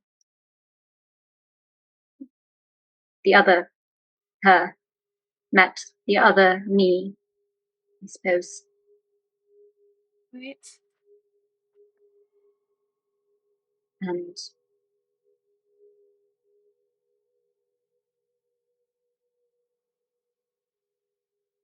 we've had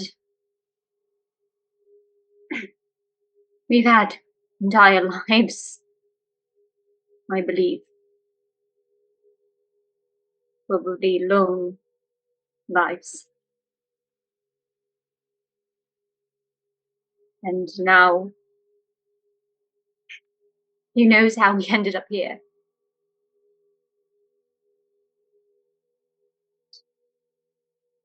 I know my name, but my name was. Do you remember yours?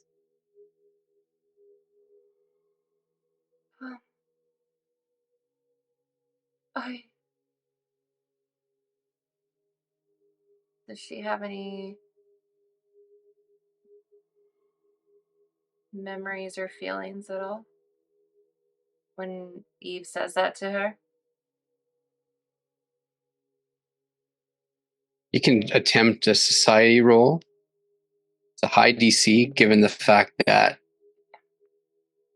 it's been locked away inside your mind. Question. Mm-hmm.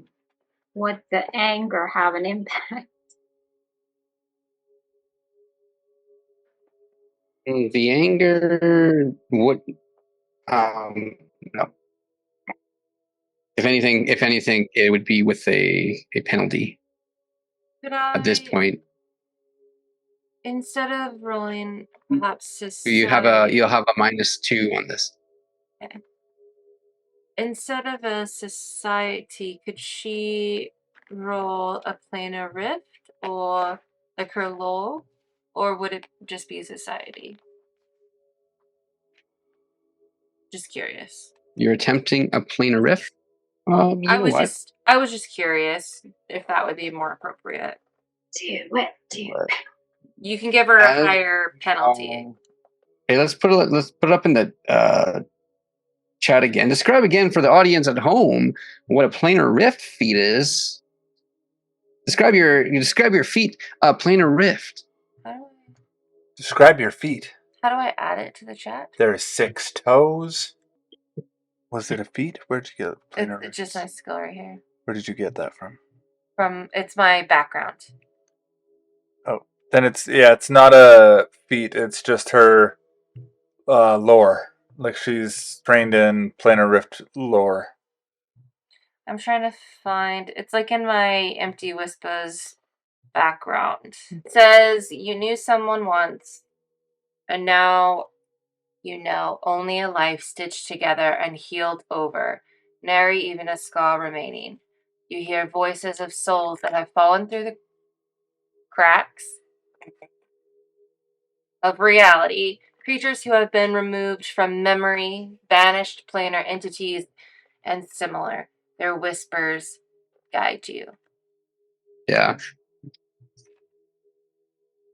You can attempt it here. It'll be with a -4. -4. Just because you're not in the caverns where there was a lot of death.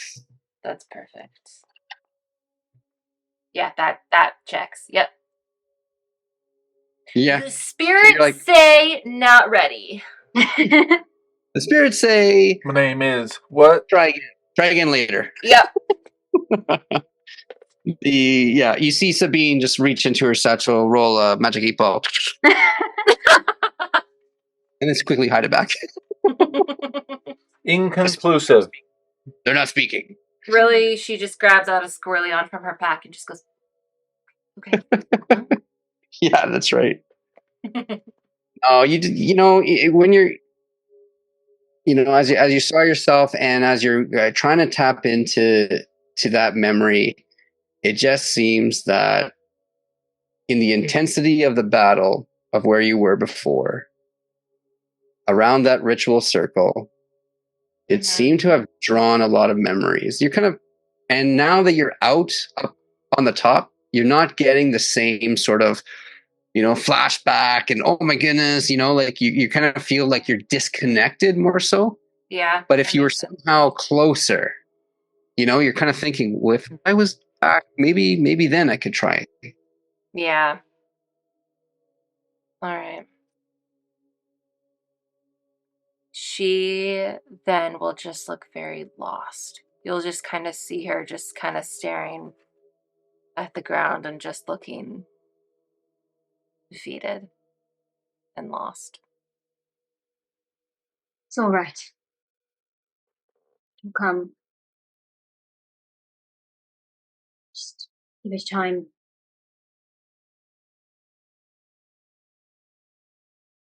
I don't know if I want to, though.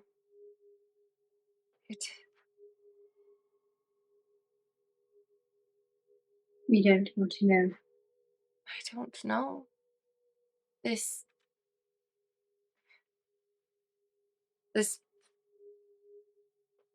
thing that takes over me when I get angry and everything,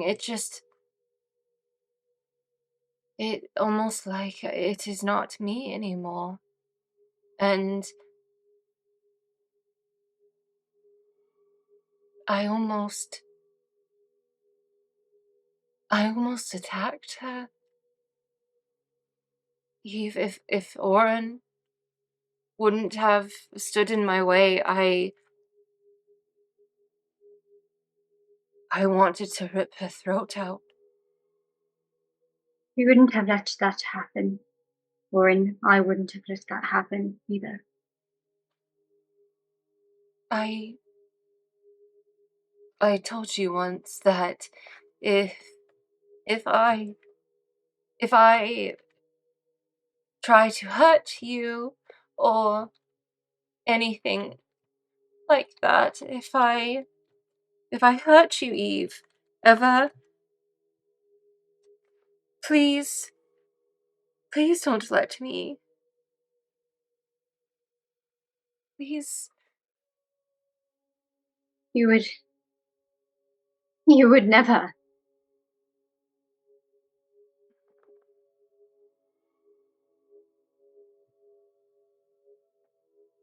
I like to believe that about myself. But if I ever do, please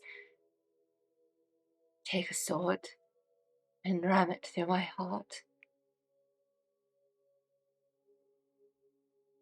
I would rather die 1,000 deaths than hurt either one of you. Eve, I want you to make a will save.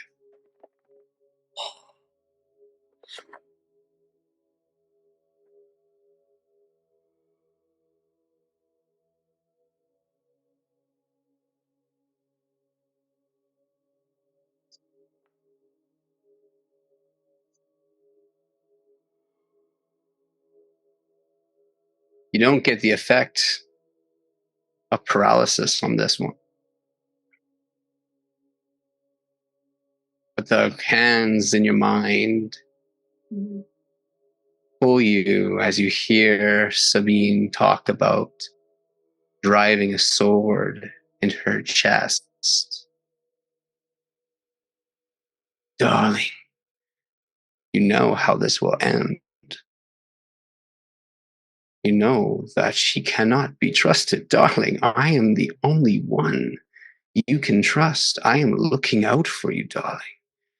She is a beast, or you will be lying bloody in her claws, just like those poor innocent farmers. Do you remember that, darling? Do you remember her artistry, rubbing the face across the cavern wall? Do you remember the flesh?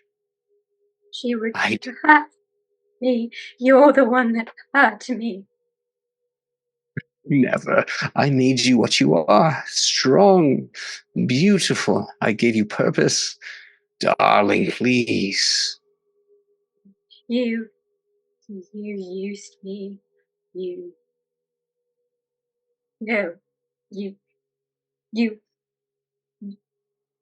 took whatever I had and with it away to nothing. You are not to be trusted ever. I do not trust you anymore. I will not. Go away. Trick. Darling, you think you can get rid of me just so easily. I'll be back. You know, darling, I will be back. The hands begin to leave your mind. As Sabine, you just kind of notice that Eve wasn't speaking. She's just off, blank staring with her eyes just moving about, and then kind of shakes things off. And Eve, you're back to reality. Would you mouth anything out loud? Like whispering, or like even just like... Probably. I mean, yeah, she's probably like whispering under her breath, or like mouthing the words, like just... It'd be more of a mouthing of the words, like... Yeah.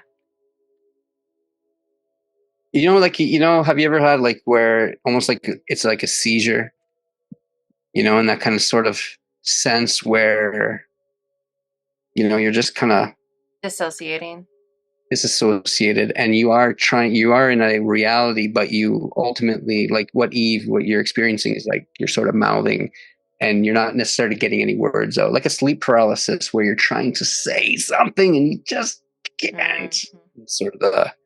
That's sort of what she goes through. So you mouth the words. Would you mouth the word trick? Because you said it. Would you mouth it clearly, do you think? I mean, probably. They roll a perception roll. Yeah. 18. And if you pass, you probably will make out a word. Okay. 15. Yeah. You just kind of sort of like, what you get from it though, you don't necessarily get the word trick. You get that she's almost like in an argument. Yeah. Right. That's what you're getting. Like you can tell that the conversation, whatever she's having, is intense. You just can't make out the word trick. Seen her go into these states before. Sabine will gently just kind of hover her hands over her shoulders and just wait until she comes out of it. Not touching her, but just to make sure she's not going to fall, but also so she has something to grasp onto if she, like, startles out of this state. Mhm. And she'll just wait and just go, Eve, come back. Come back to me, Eve. You're safe. You're safe. You're safe. Sabine, is that you? You're right. I'm here. I'm here.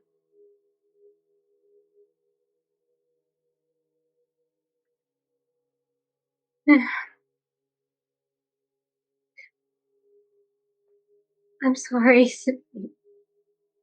You're all right. You're all right. You're perfectly fine. You are. You're safe. He can't hurt you. He can only whisper. Right? Right. And that angers him so much.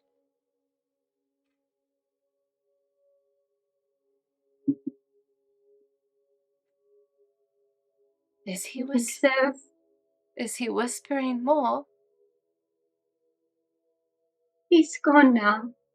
For now. I think.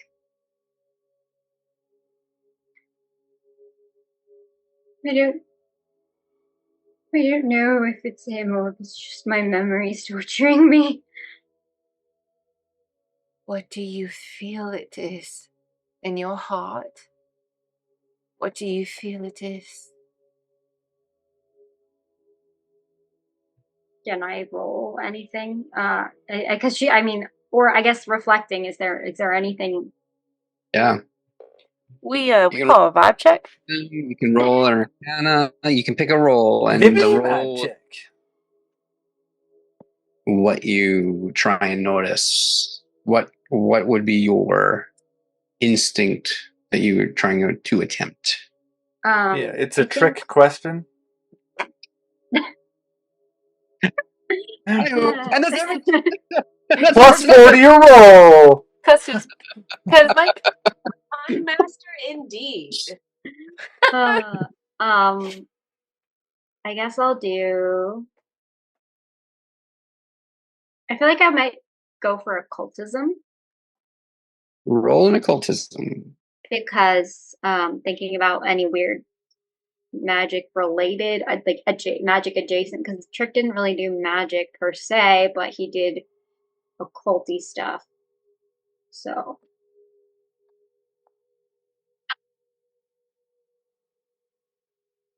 You attempt I'm to think. gonna use a hero point on that. Oh, a hero point. I have 2, so we're gonna Oh, you're gonna spend one? Okay, here we go.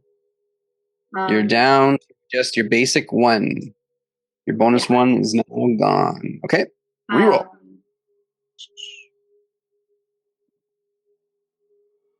This is it. This could be the moment. No pressure. hell yeah. Yeah.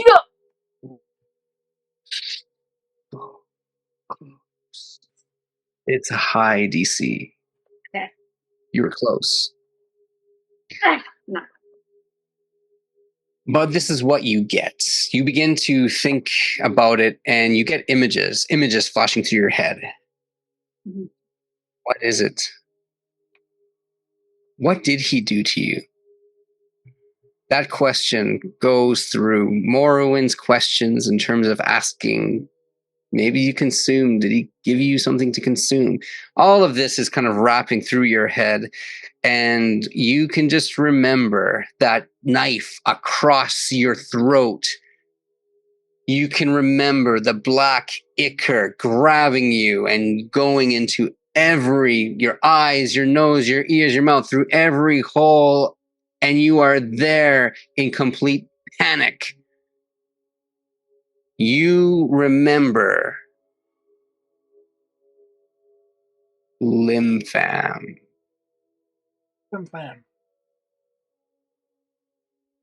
And you remember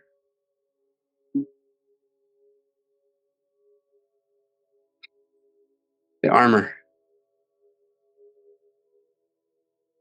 You need the armor.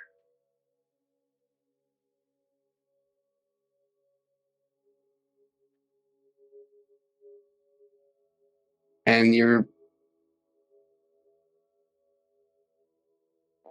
back. I don't know. Don't know what I feel. I don't know where it's coming from, but I know that I have something I have to do. All right.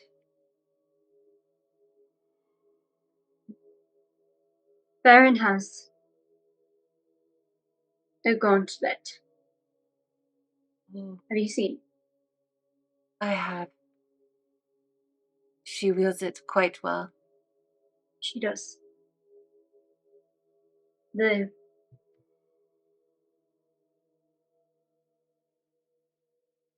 Someone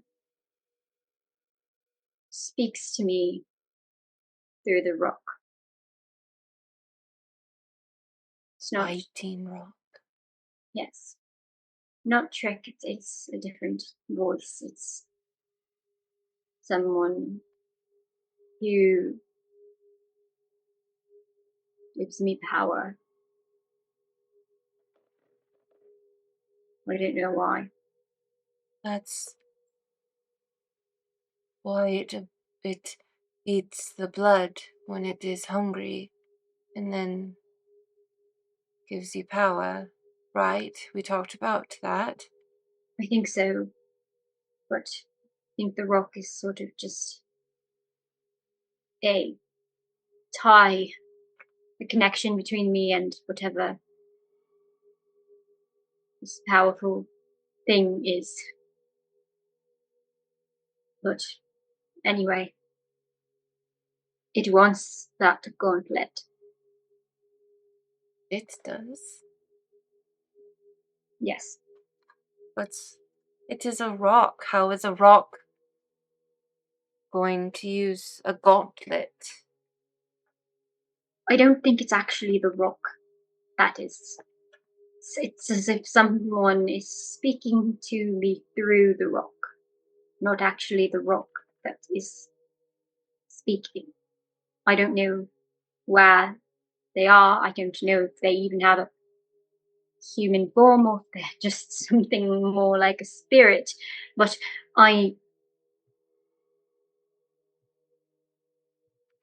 they want it. And they want me to get it for them.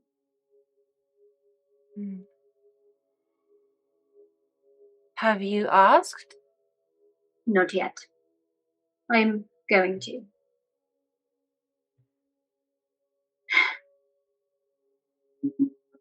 They claim that it was taken from them. It was stolen.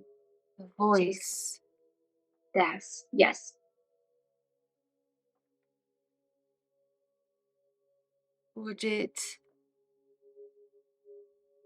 Did Ferryn steal the gauntlet from them? I don't know if she did. It's possible that someone else stole it and she got it from them. I don't know how much Ferryn knows. I tried to ask her, but other things happened. Right.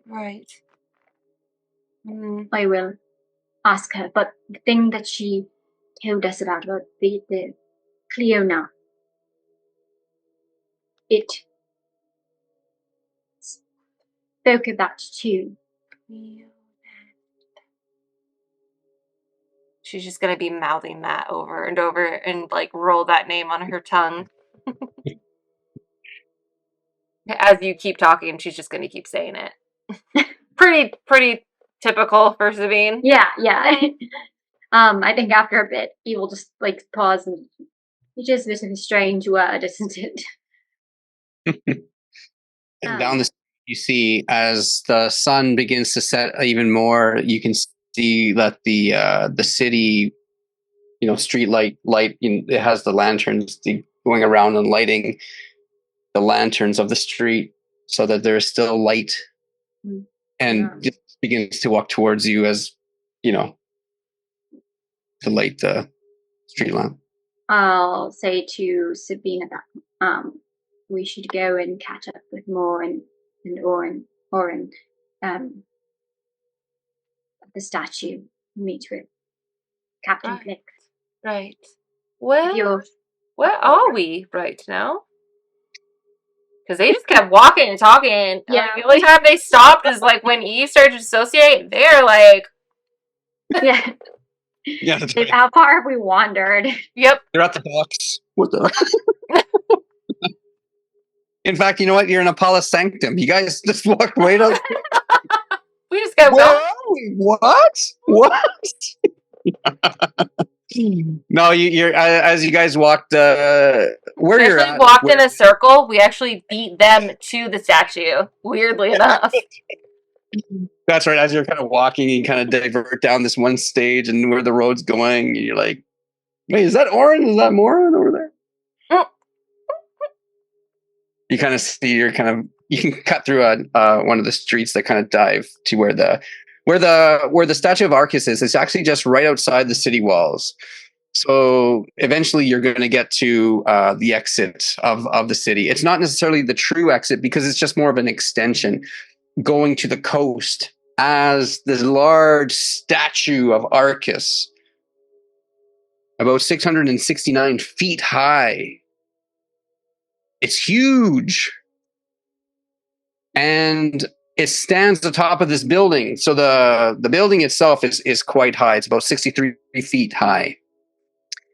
And only 63? The statue, yeah, just 63, just short of 64. And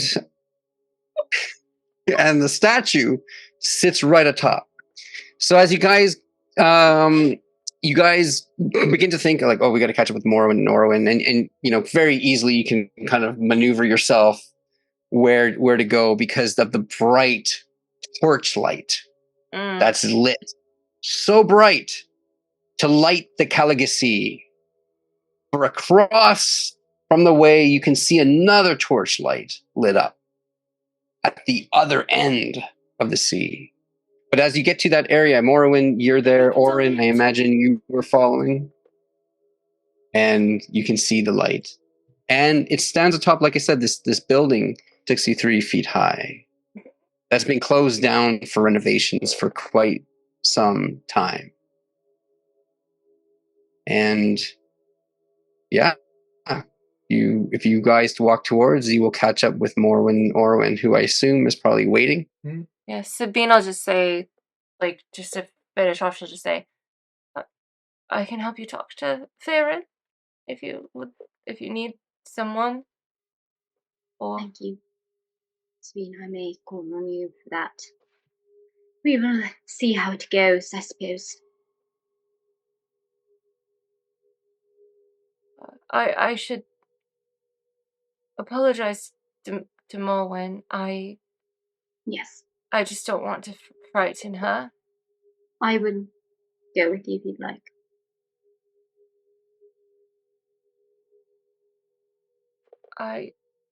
I can wait though. I don't.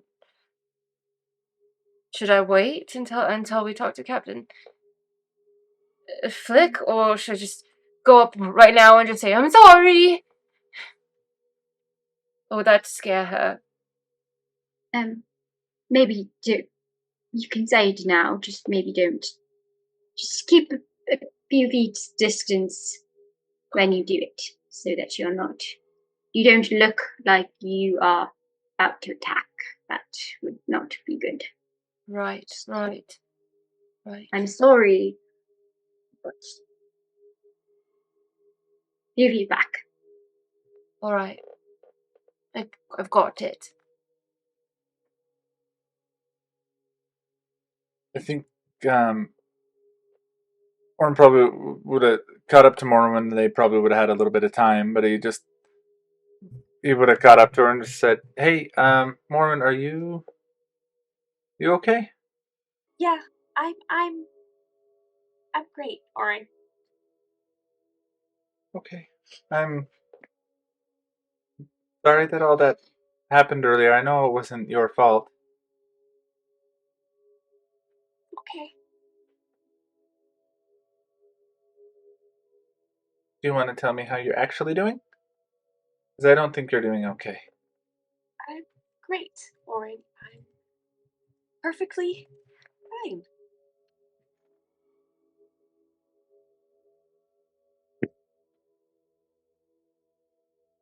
As Morwyn, you think about those events, and some time kind of passes in that, just that comfort of silence that probably was needed. And then Sabine and Eve begin to show up.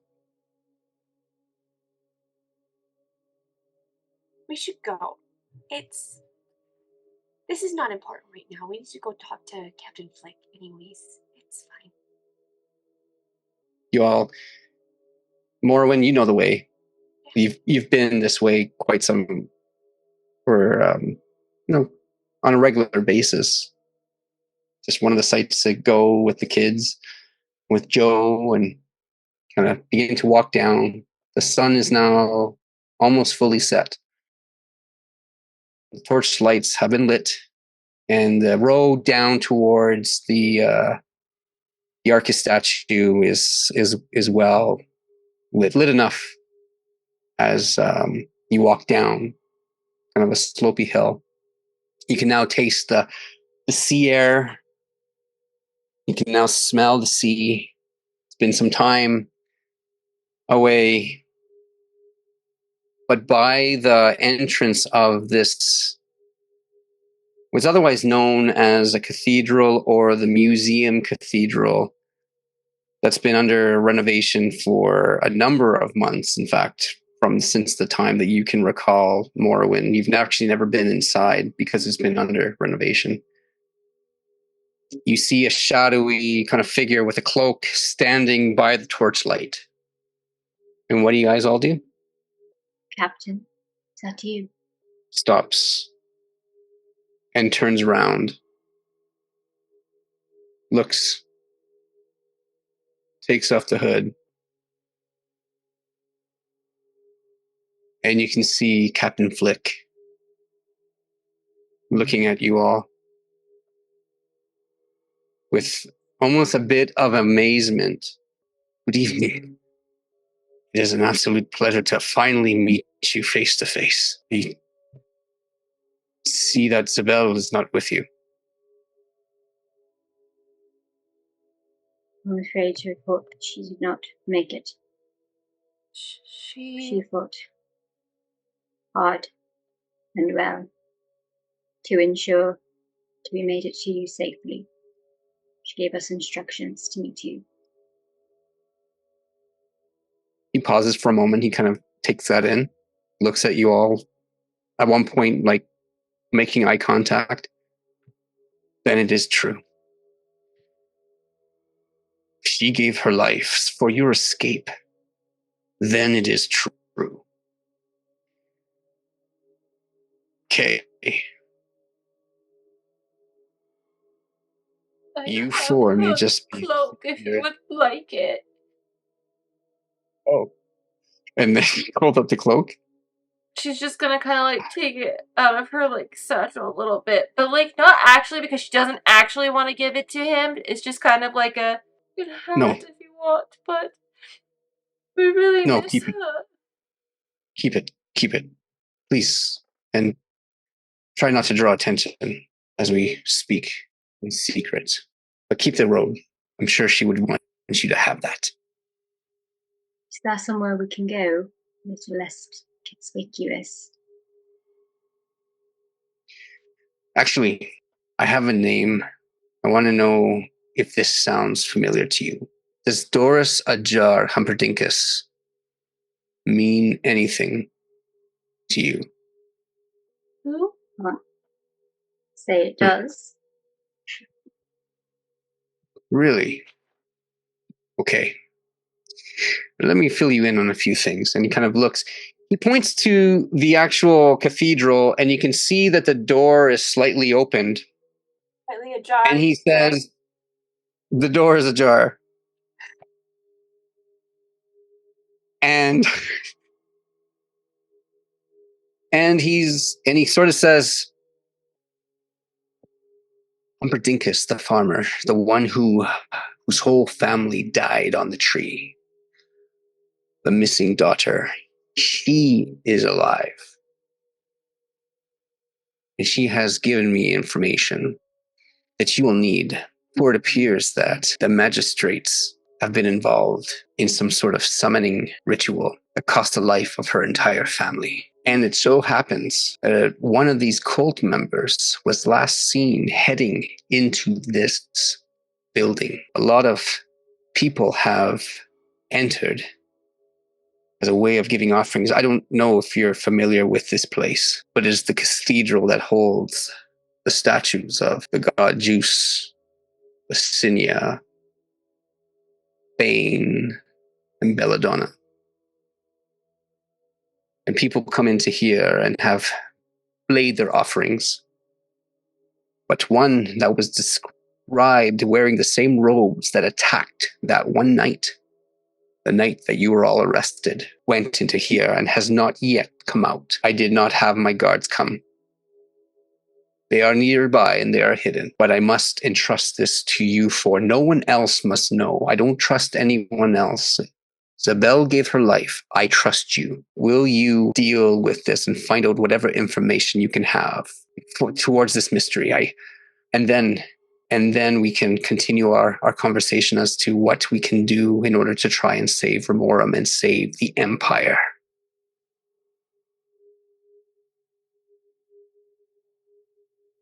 Do you know who the magistrates were trying to summon? What was described by 𝘼𝙣𝙖𝙤. They were trying to summon the goddess Mara, the harvester.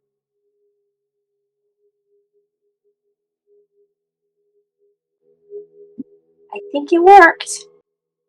What? And he kind of looks, well, what do you mean? What do you mean you think it worked?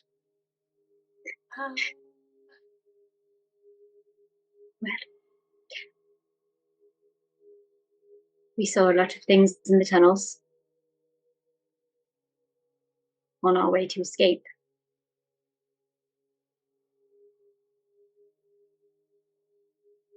And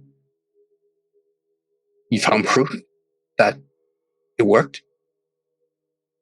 They summoned the goddess? Not in the flesh. We heard her voice. I might have banished her. Okay. Well, that's good news then. She's been dealt with. 3 of the magistrates were down there, but they were not alive. The magistrates are alive. They're here in the city. Nope. It must I be met with them just earlier today. They are imposters then, because we fought the corpses of the magistrates. And at that, his eyebrows raise. What is happening? If what you are saying is true, and what if 𝘼𝙣𝙖𝙤 is saying is true, then it seems that they were successful in bringing either a goddess or a demon of some sort. But if the magistrates are dead, then they're imposters, then our city is in more trouble than we realize. in a few days, if not in a couple weeks, the elite guard, more of them are going to be arriving from Ukamar, the God Emperor. And he says the God Emperor in just a way of the God Emperor Inkatatus is hellbent to ensure that his godlike power is known to Rimorum. So either the rains will come or it does not.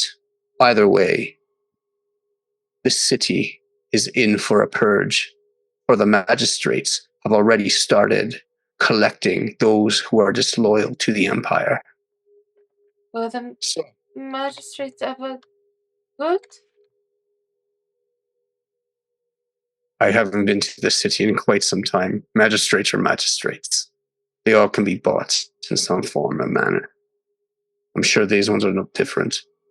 But if what you're saying is true, perhaps they've been replaced with something much worse than a regular politician.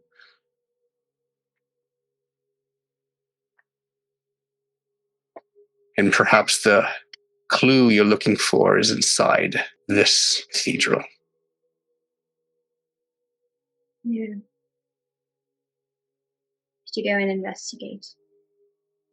But I am owed information.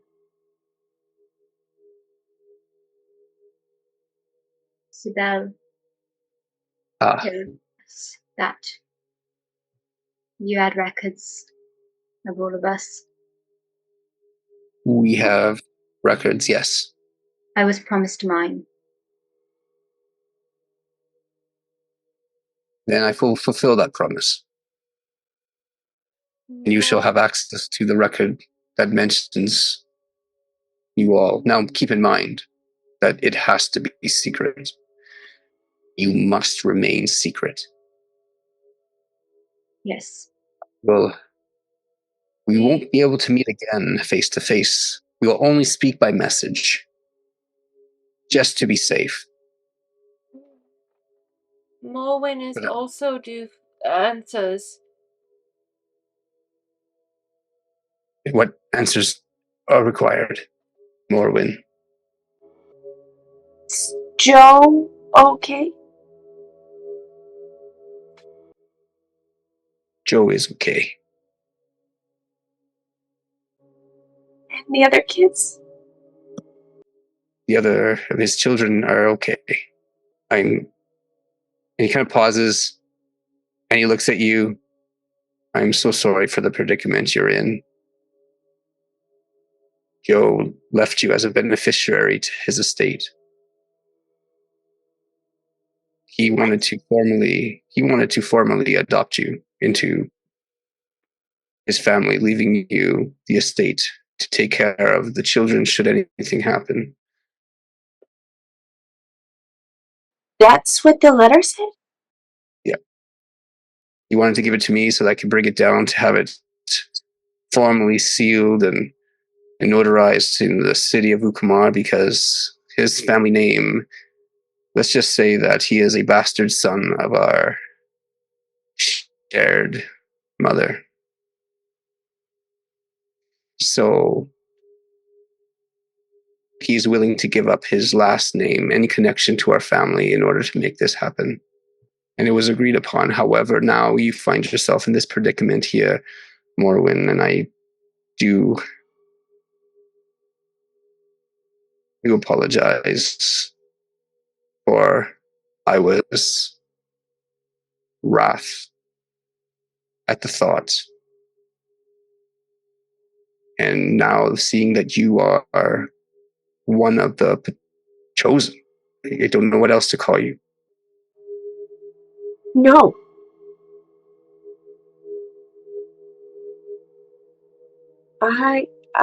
That's... If he gives that up for me, then He has renounced any inheritance for you. No. Is he in danger because of me? Anyone close to you is in danger. I am going to do my best to ensure that they remain safe. But you have to understand that you must again remain secret. I don't accept what he did for me. No. I don't Listen, like doing that. that's okay. Don't concern yourself with these things. Now is not the time to get caught up in that, because if we don't figure out a way to make the rains come, then this city will burn. And Joe is a faithful, devout disciple of Arcus. And I'm afraid that he would not renounce Arcus to worship the God Emperor. And I fear the worst for him. So either A, he escapes this city, or B, you save this city. Then you need to get him out. You think I haven't tried. He is a stubborn I have a place they could go to hide if they need to.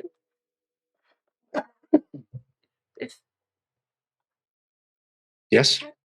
Flick, you need to tell him that I say he needs to leave.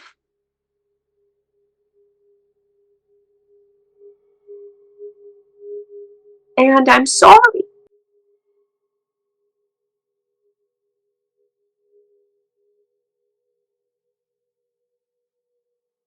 He just pauses and he looks and he's just kind of contemplating whatever needs to be said to him, I will say to try and get him to leave.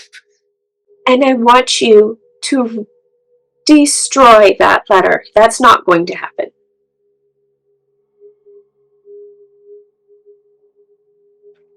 I know that he loves me, and that's enough for me. He can't give that up for me. Hopefully one day you'll be able to ask him about it. He just fears if anything were to happen to him, he wants the children taken care of. But if you are declining on this, then I will assure him that the children will be taken to the best of orphanages. I will take care of them. But he should not give everything to me. Let us continue this conversation when we celebrate the saving of Rimorum. But I can tell that my guards, they grow anxious. I grow anxious. As you echo that, and you can hear, I grow anxious, echoing within the cathedral.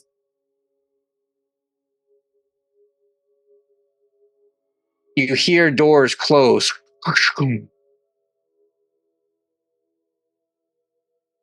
Someone is inside there. Go now. Deal with what you knew. I will send a raven with a message to you. Grabs his cape and she pulls him close and she goes, "You save Joe." I will save your brother. He just kind of sort of like he doesn't say anything. He's less like, I won't. Let me just say, I will save him. When due, I will save him. You save the city. How about that? Promise me. He just kind of looks, pulls out a dagger, slices his hand, hands you the dagger.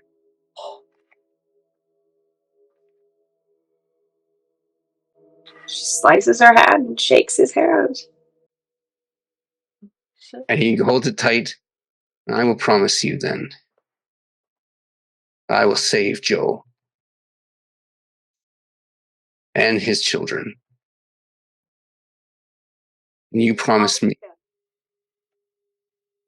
All 2 of them. 3. All 3 of them. And the goats. He just kind of pauses. She's not letting go. She's holding on still. And the goats. Okay. You are... I could see why he likes you. I could see why. You would make a good flick if... I heard it. Is that a marriage proposal?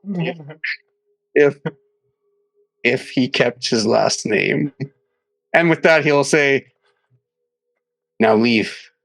Good luck. Seal the blood promise with a kiss. The air sprites say behind.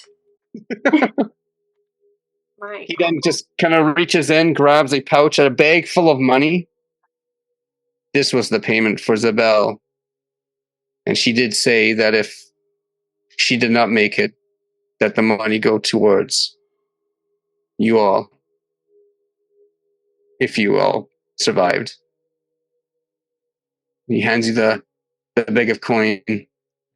Or the bag, at least. You don't, it feels heavy. I hope you survive in order to enjoy it. Morwyn just takes it and hands it to Orin behind her. For me? May the blessings of juice be upon you. And then he just turns on. May the blessings of Arcus be on you. And he just kind of makes that. Throws up a Commander. peace sign. Deuces and walks away. He's like,